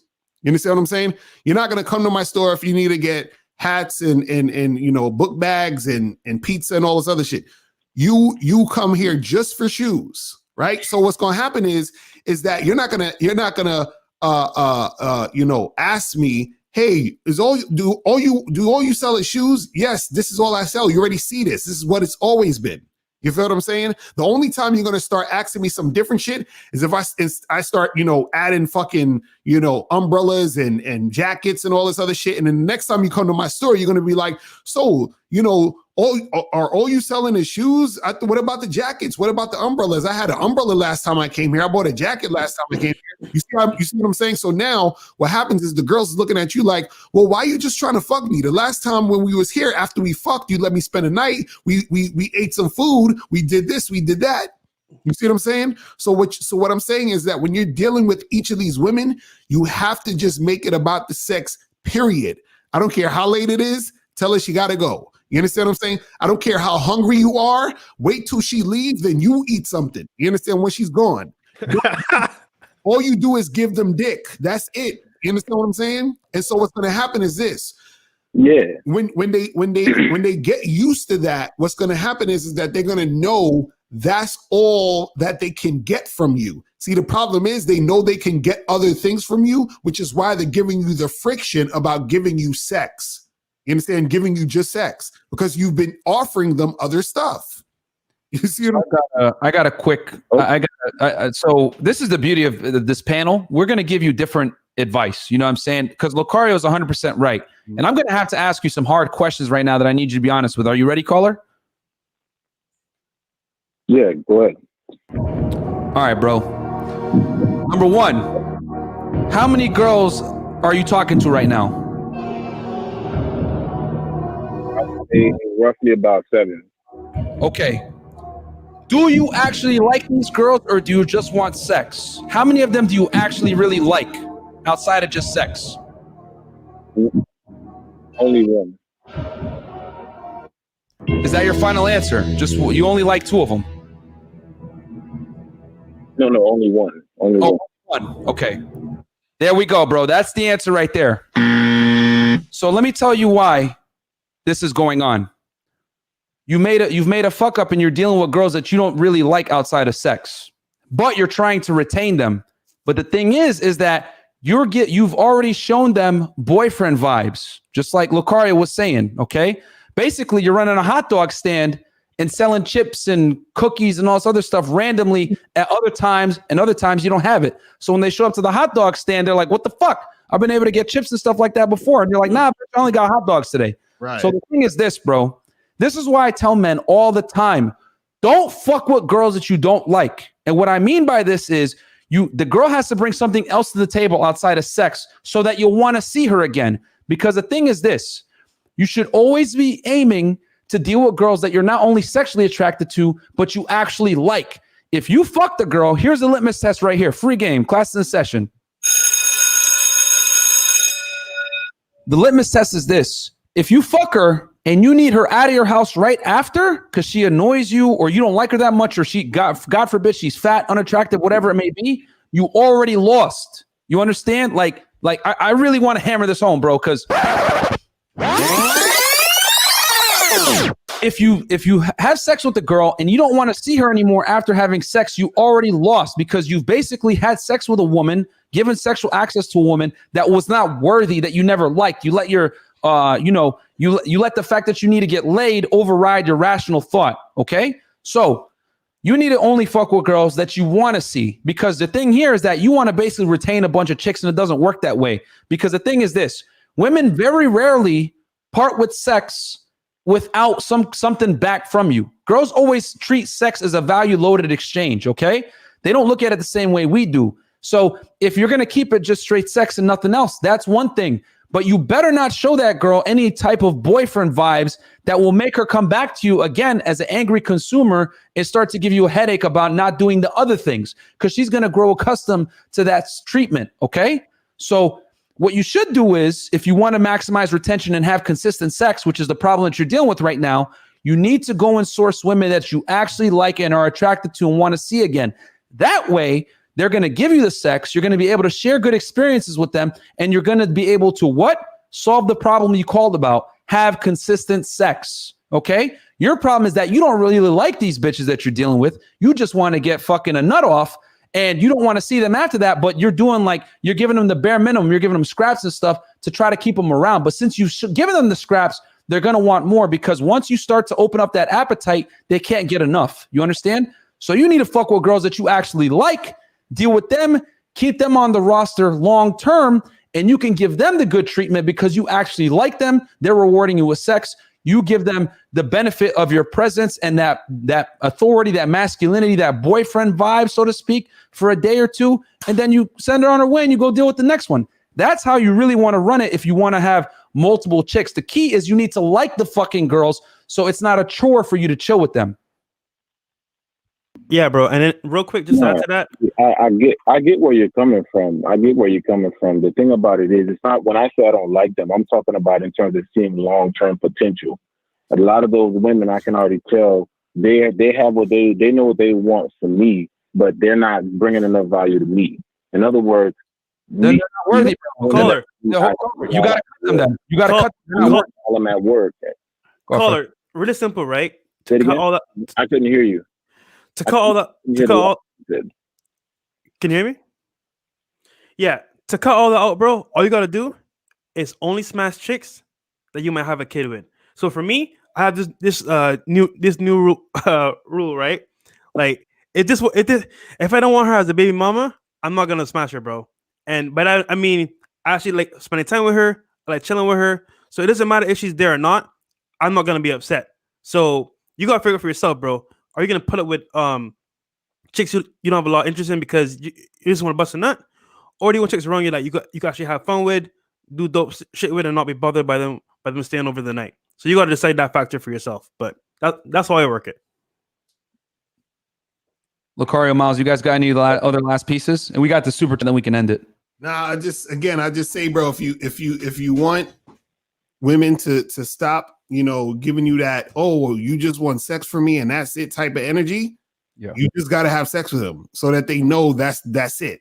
You understand? Because anytime you give a chick an inch, she gonna take a mile. You feel what I'm saying? So you start doing one, because you were saying, oh, we just do a little of this, and I let her spend the night, and we kind of just got some food. Understand? Anything that you're doing out. Matter of fact, even if you have a fucking 20-minute conversation after sex about her life goals or some shit, that's too much. It's just sex. That's it. You come through, we fuck, have a good night, I'll see you later. That's it. And so what happens is that they know that's what it is. That's your relationship. Now, if you want to change that at some point, because let's say you kick in with a girl, you've been doing that for a few months, and you're like, yo, I actually like this girl. You understand what I'm saying? Then you say, okay, we fucking, let's go get something to eat real quick. So now you're introducing other things to it, and then you can progress in that manner. But you can't be sort of like wanting just to fuck them and then doing extra shit. That's all I'm saying. Yeah, you're giving mixed signals, caller, and the thing is, signals like that. I respect that, but see the issue. Go ahead. Yeah, but I was on Lucario's point. What I was saying is, I work out and I stay. Now I keep up with myself. I'm in shape, and one of the issues that I was dealing with is that when I meet these women, because of how I look, they automatically think, I'm just a player and that's it. So it's just one of those. I figured trying to balance it.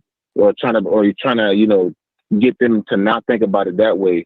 I would try to, hey, look, I will take you out for a drink, and that ain't nothing, because I don't want it to just feel straight transaction. Why do you want to do that? Because when I used to do that in college, what ended up happening was they would always feel like it's a one night stand situation, and they would bruh.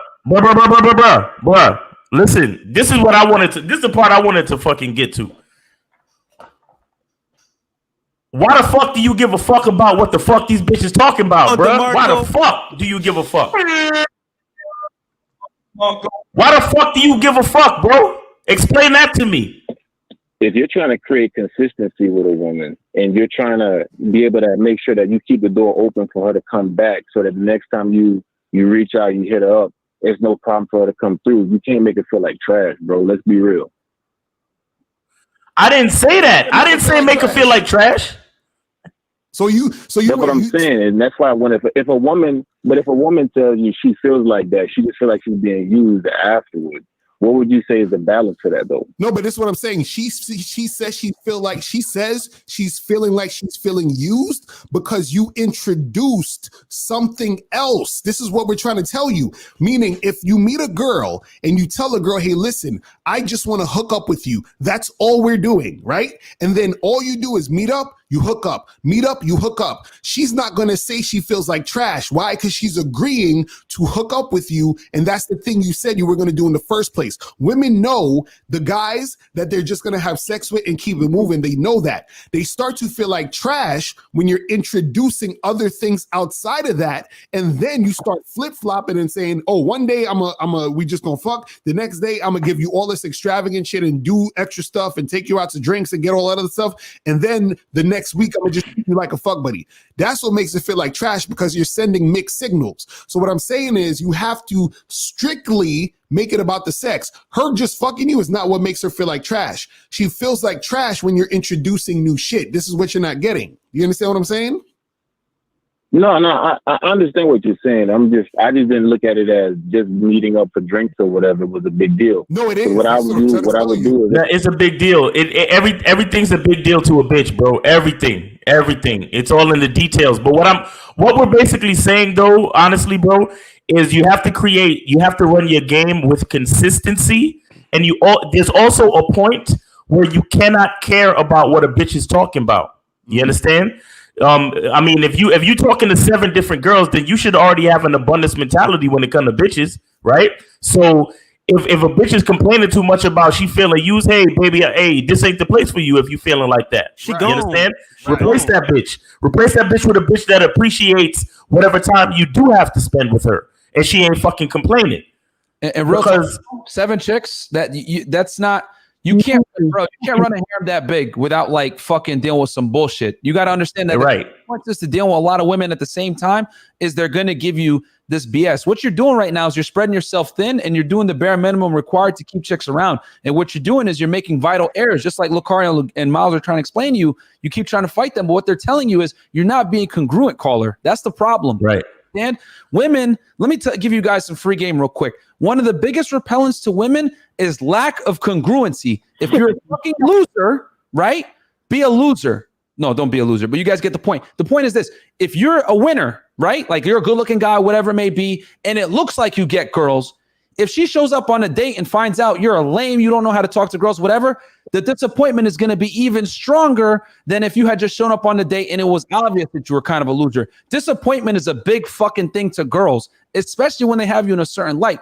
The problem with you is you're giving these girls girlfriend treatment when you have zero intention of actually like hanging out with them, whatever, and your harem is too big to manage your thirst. So what you got to do is, that's what I'm telling you, man. If you want to have good retention, you need to deal with chicks that you only like, and you need to keep the circle small. You know what I'm saying? 3 chicks, 4 chicks. Once you get outside of that, it's really going to start to eat in your time, and you're going to, don't worry, caller, you're not going to get cut off. It's going to start to eat into your time, and then you're going to start to deal with problems like this, where girls are going to start fighting you, wanting more time, wanting something else outside of sex, etc. That's why Miles and Lucario are telling you, Quality, you're not being congruent in your behaviors. You're basically, just like Lucario said, the food analogy was spectacular. Like, this is why Lucario is one of the best. If you own a hot dog stand, right, and you tell them from rip, I only sell hot dogs, but all of a sudden you start selling sandwiches and paninis and fucking vegan shakes, vegans are going to start showing up saying, I want a fucking vegan shake, but you don't have the vegan shakes every day. You only have them some days. That's going to cause you problems. And what's going to happen? You're actually going to lose business than if you had just sold the hot dogs and nothing else, because lack of congruency is fucking you up. That's the problem, caller. Do you see what we're talking about now? Yeah, definitely. I agree with that. And also, I want to say this too again. I stated how what? Yeah, and I was gonna say that if you're dealing with that many women, you can't really listen to what they're saying, bro. Like you really can't, because that's how women run certain levels of game, because they probably know that you fucking other bitches and they want to see if they can get extra shit out of you. So then you turn around and you be like, all right, you know what? I'm gonna take this bitch out for drinks so she can shut the fuck up. But my point is, you don't argue with that bitch. All you do is fuck that bitch. Shout out to DMX. You feel me? You don't really have to listen to what they saying, because if they know you dealing with other bitches, then they already know they're replaceable. They called your bluff and you blinked. They called your fucking bluff and you blinked. You took them out for drinks, or you took them out to get something to eat because, I don't want you feeling like I'm trying to don't be trying to you dealing with, if you really dealing with 7 bitches, what the fuck do you give a fuck about retention for? What do you give a fuck about retention for, bro? Marco. I ain't even gonna front, and we don't even really need to get into it, but I feel like you're not really being honest about the 7. But it's all good. It doesn't matter. It's still the same game. All I'm saying is you're not supposed to really give that much of a fuck about what these bitches is talking about. You understand? At all. At the fuck all, bitch. If you feel like you being used, don't call me no more. Don't fucking call me, or don't answer when I call you for pussy or whatever it is. Don't be letting these chicks run game on you, forcing you into a situation where you feel obligated to take a bitch out for drinks. Anytime I've ever taken a bitch out is because I wanted to. Period. I don't do nothing because of what a bitch say. Everything I do is because of what I want. And she comes along for the ride. And that's how you gotta run your fucking game. And like I said, especially if you fucking with multiples. Cause you got pussy coming through like a motherfucker. So what if you lose 1 or 2? You feel me? Well, caller, I hope you understood that. Okay, so that's the thing. I didn't clarify on that point. What I was saying from before was what I do for a living involves me being out at an event. So I'll tell them to meet me there. Let's say, for example, if I'm at a club and I'm shooting, I'll have them meet me there, and then what'll happen is I'll go back to my place with her that night. Okay. So you know what I'm saying? That's what I'm talking about. So it's not necessarily about the taking them out to dates or whatnot. I don't really do the date thing because I don't have the time. I don't, especially after COVID, where I lost a lot of my team. So that's okay. And during COVID, that's when the whole situation started going downhill. Okay. Well, all I'm really hearing from you is that you seem like you're a little bit disappointed that you lost a couple of your bitches, bruh. Don't ever be afraid to lose bitches, bruh. Because bitches is out there. All you got to do is put in the work to get them back. And that's it. And I'm talking about new bitches, not any of the ones that already left. Just put in a little bit more work to get some new ones back on the team. Don't ever be disappointed or feel discouraged or feel like you made a mistake necessarily because you lost a bitch. Bitches gonna come, bitches gonna go. All you gotta do is run your game like how you run your game. Don't ever feel obligated to do anything or like feel any type of way or try to go out of your way to retain anybody on the team just because. You understand what I'm saying? And the last thing I'll say is this. Nah, definitely. And the last thing I'll say is this real quick, just to clarify. And I think all guys, they gotta understand it, man, is that you have to choose what path you want to take. You understand? Right. What I'm saying? And then do that. And then if you want to switch that path, you can switch that path, but you can never go back to what you once were doing. So what I mean is this. If you meet a chick, right, and you're just trying to fuck them, you're like, I'm just trying to get some sex. I'm just trying to hook up with them, right? That's literally all you need to do is you meet up and y'all fuck. So I wouldn't even have told her to meet you at the event. I would have told her, meet me at the crib. You understand what I'm saying? Because by you telling her to meet you at the event, that's something extra that she's doing with you, an experience extra outside of sex. So what I'm saying is that if you just want sex, you literally, all you need to do is just be meeting up with them to fuck. Now, if in the event that you wanted to do something extra, so let's say you like, hey, I like this girl, I want to do some more shit with her. Then you say, hey, meet me at this event. Then you say, hey, let's go get a drink. Then you say, hey, let's go get dinner, right? Now, once you do that, understand that is the relationship bar that you are with that girl. So you cannot ever go back to just treating her like a fuck buddy. Do you understand what I'm saying? Meaning you can't ever go back to just saying, hey, let's just fuck, and that's it. You understand what I'm saying? Because that's the thing that's going to make her feel like trash. That's why the girls are acting that way, because you have to keep it so cut and dry. This is what I'm trying to tell you. You're trying to mix and match all this shit. And you're saying, well, it's not a big deal. I just told her to meet me at the event. No, she don't meet you nowhere but the bedroom. You understand what I'm saying? Then if you do tell her to meet you at the event, guess what? That girl now gets to do other shit with you. And you can't. That's what I'm trying to say. You cannot ever go back. You see? That's when you're going to fuck up and get all that. I think the issue was I got used to doing that in college. So that's what ended up happening. All right, I got you. Right. One last thing I want to say, bro. I didn't think drinks would have made a chick head that big. Oh, yeah. Listen, bro. I just want to say this real quick before we go into the super chat. I want to let you know right now that you have really good problems, okay? Right now, you're basically biting off more than you can chew. You're managing 7 women. I'm going to take your word for it. Even though dealing with 7 women, you still have a little bit of a scarcity mindset. So I just want to say this really fast for all the caller, for you and for the people watching. You guys got to understand that there are uncomfortable realities with being good with women. And what I mean by that is that this lifestyle comes at a fucking price, okay? And the price is this, that a lot of guys can't come to terms with. You're going to lose girls a lot. You understand? You're going to lose girls a lot. And the fact that you told us earlier, girls think I'm a player, whatever. Let me tell you something. Girls love players, okay? Because they can be sexually liberal and open with you and not really feel like a hoe. However, okay, we always talk about the pluses. Let me give you the dark side of that no one fucking talks about. Girls are going to keep you. Remember how we said women have different roles for different men? You, my friend, have just become number 1 on the expendable list as a player. You understand?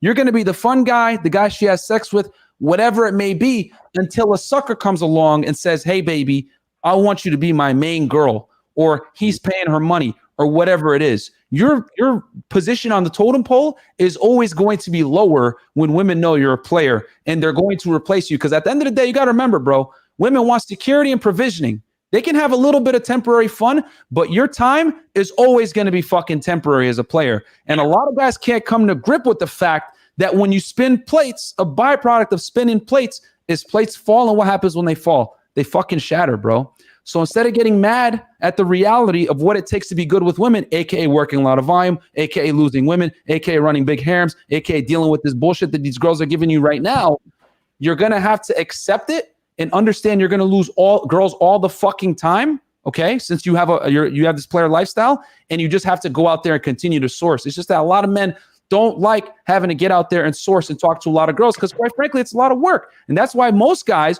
will sit there and be monogamous with a bitch that won't even suck their dick anymore, because guys are scared of this lifestyle that you're living right now that me, Locario, Miles, and Fresh are living. You understand? You're in the 1% now, my friend. So you got to deal with 1% problems, okay?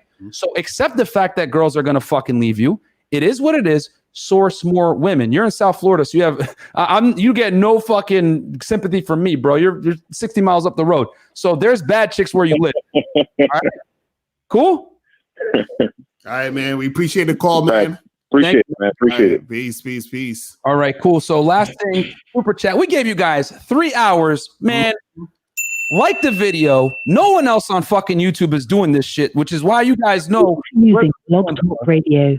Goodbye. Oh, bad. Go ahead. And this is all good. And this is why we call it the End the Game podcast, bro. Locario and Miles will not fuck with me and Fresh if we didn't know what the hell we were talking about. And at the end of the day, you guys are getting a lot of free games. So like the video, guys. Again, get us up to 300 likes.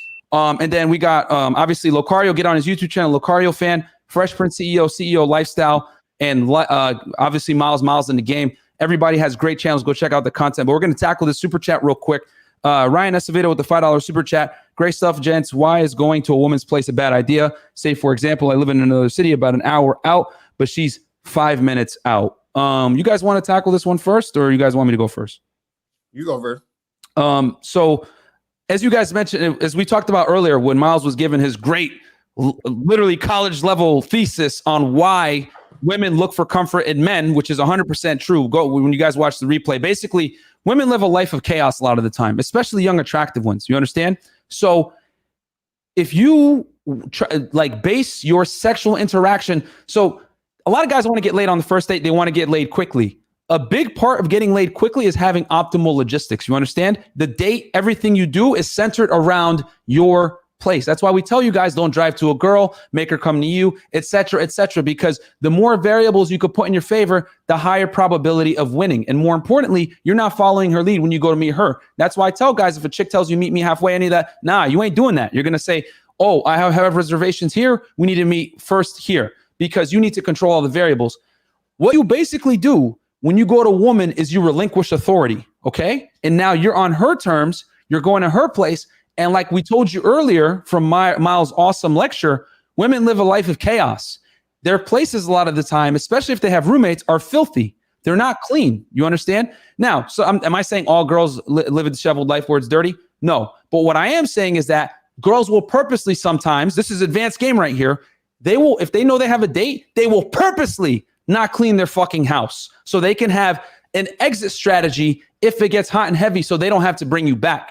So knowing that women put little fail safes like this, another big one is she'll tell her friends before they go out at night, right to the bar, she'll tell them, make sure I come back with you guys no matter how drunk I get or how much I say I like the guy. Women put fail safes like this, guys, when they deal with the opposite gender, because so many women are worried about being perceived as hoes. So they put these fail safes. Another one is they fucking go out on their period on purpose. When they're bleeding the most, they'll go out. So knowing this, guys, that women put these fail safes in, which is advanced game we're giving you guys right now for free, you need to circumvent that and put as many variables in your ball court. Going to her place effectively makes you relinquish authority and leadership, and now you're on her timeline.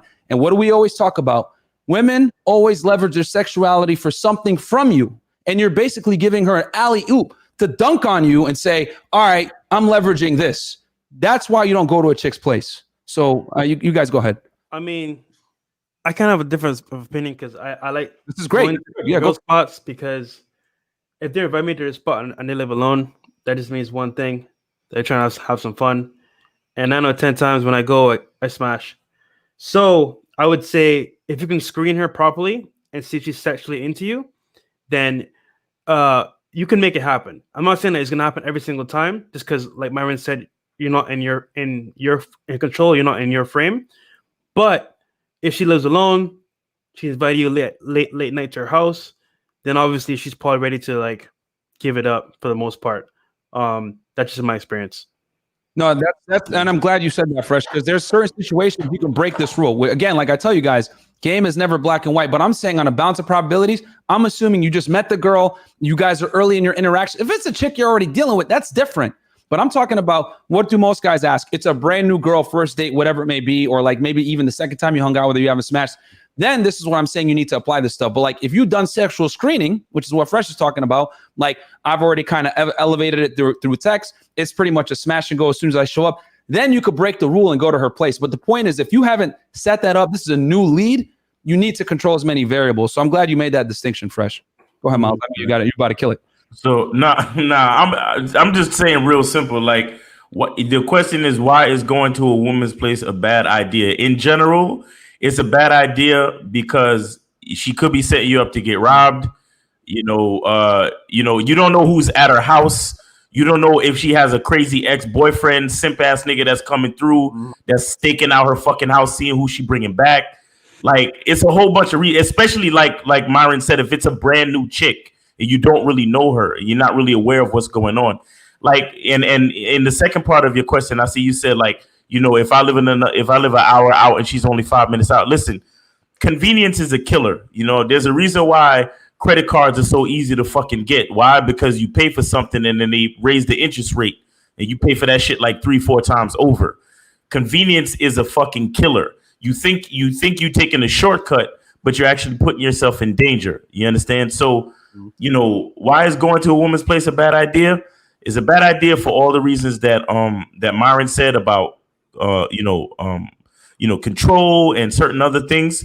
But other than that too, especially when it's a new situation, you got to think about your safety, bro. Got to think about your fucking safety. I mean, even Cardi B has revealed that, she drugged niggas and robbed them and all that type of shit. A lot of shit happens like that. A lot of fucking shit happens like that. You have to understand that convenience is not always the best bet. I mean, if you live an hour out and she's 5 minutes out, find a hotel in between. You know what I'm saying? And do what you got to do. But consider your safety first, because a lot of guys, we put pussy on a pedestal and we're like willing to do whatever to go get that shit. And it's like, man, you got to take it easy and think about your safety. Right. And this is also why you gotta think about logistics on before any of that anyway. So if you say right, in another city and I'm about an hour out of my city or whatever, you should know, hey, I'm gonna be an hour out of my city. What are the hotels and what are the spots around there that I could book just in case I meet some chick I want to smash? You see what I'm saying? And so you already got a space for her to come to, or Airbnb or whatever that you can rent out there for her to come to at that moment when that shit occurs. You understand? Because the thing is, it's not that every time when you go to the chick's house that something crazy will happen. But the thing is, you never fucking know. So until you chill with her that first time in a spot that you picked and that you did or whatever, and you fill her out and everything seemed cool, then the next time maybe you could go to her house and do all other shit because you're getting to know her a little better. But when you first dealing with chicks, you got to always make sure that you're the one controlling the dynamic of how the things are going to go in the first place. This is why when you hit up a girl and say, hey, let's go get drinks, you tell her, meet me here. You're the one creating the situation. You're not asking her to do it and then her leading you into some bullshit. You feel what I'm saying? So, you know what I'm saying? So you got to just make sure you guys are on point with that. You know what I mean? Yep. You got anything you want to add to that? Because I just want to touch on Miles' point one real quick. Fresh, you got some? Yeah, man. I mean, I've always had good experiences with it. I never really had a problem. A lot of times, I don't want to bring a girl here to my spot. Sometimes I just go to her spot. I'll chill, get some wine with her, smash, and I'm out.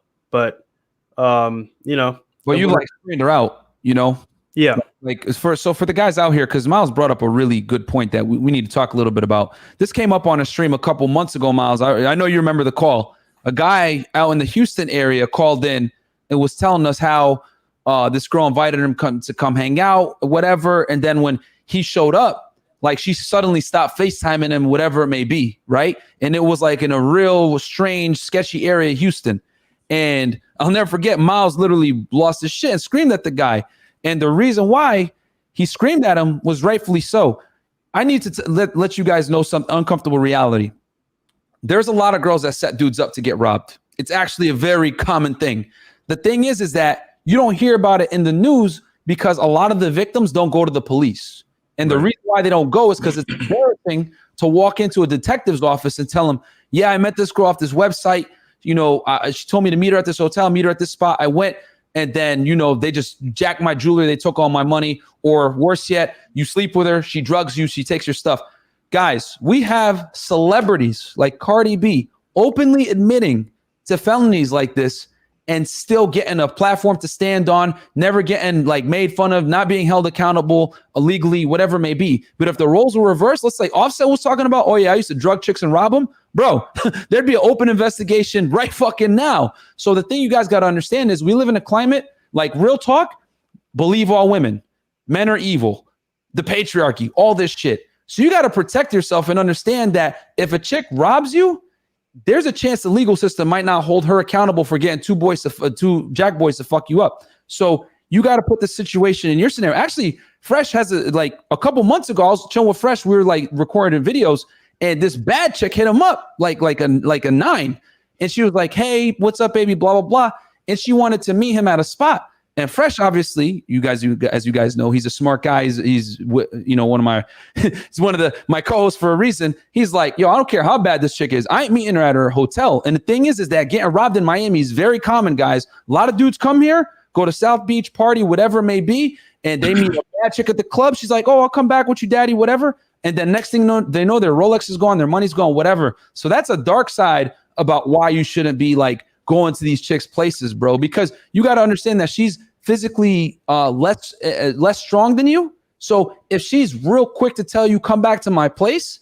and she doesn't know you, there's a chance that she might have their dudes there waiting for you to rob you because she knows she's at an inherent physical disadvantage meeting a stranger. So if a girl doesn't screen you to come to her place, or you don't know this chick, that's a big red fucking flag that there's something going on. And I need you guys to think with this head and not this fucking head down there. So I just want to double down on what Miles said, because that is so true, bro. He yelled at that caller because you could seriously put yourself in a bad spot, man, with these chicks. So yeah, I guess we could just like go around the panel. Where can the guys find you? Miles? We got 2 more super chats. Oh shit! Yeah, well, my bad.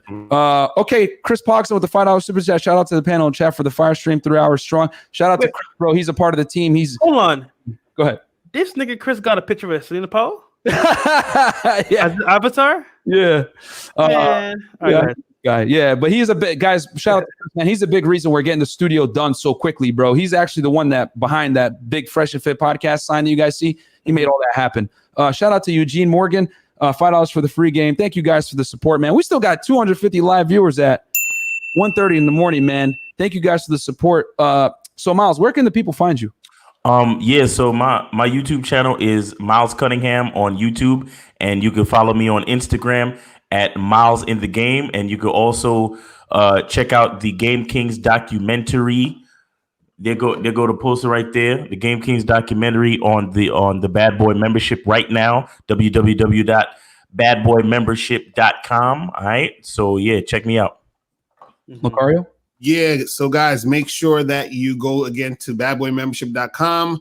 Join the Bad Boy membership where you get 45 through 90-minute audio and video dating advice tutorials every month. Also, make sure you guys go to MrLocario.com to check out all the books, programs, DVD, MP4 DVD programs, whatever.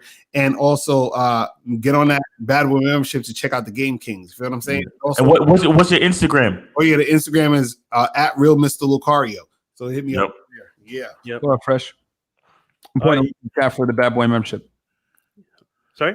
No, I'm just pointing the chat. Guys, I'm going to put the link to the Bad Boy membership in the chat. Go ahead. My bad, Fresh. Yeah, by the way, Game Kings is really good. I love the documentary. But it's your boy Fresh Prince CEO. We just did a 3-hour stream. God damn, this is a lot. But yeah, check us out on patreon.com/freshfit. As you know, we cover dating, finances, fitness, social media. By the way, I just did a video about the power of social media, why you should use it, because it's a scale. and you want to have girls hitting you up rather than you chasing them. So that's coming to Patreon soon. And we have Zoom calls Tuesday and Thursday right now after every live stream. As always lit, so stay tuned for those Zoom calls.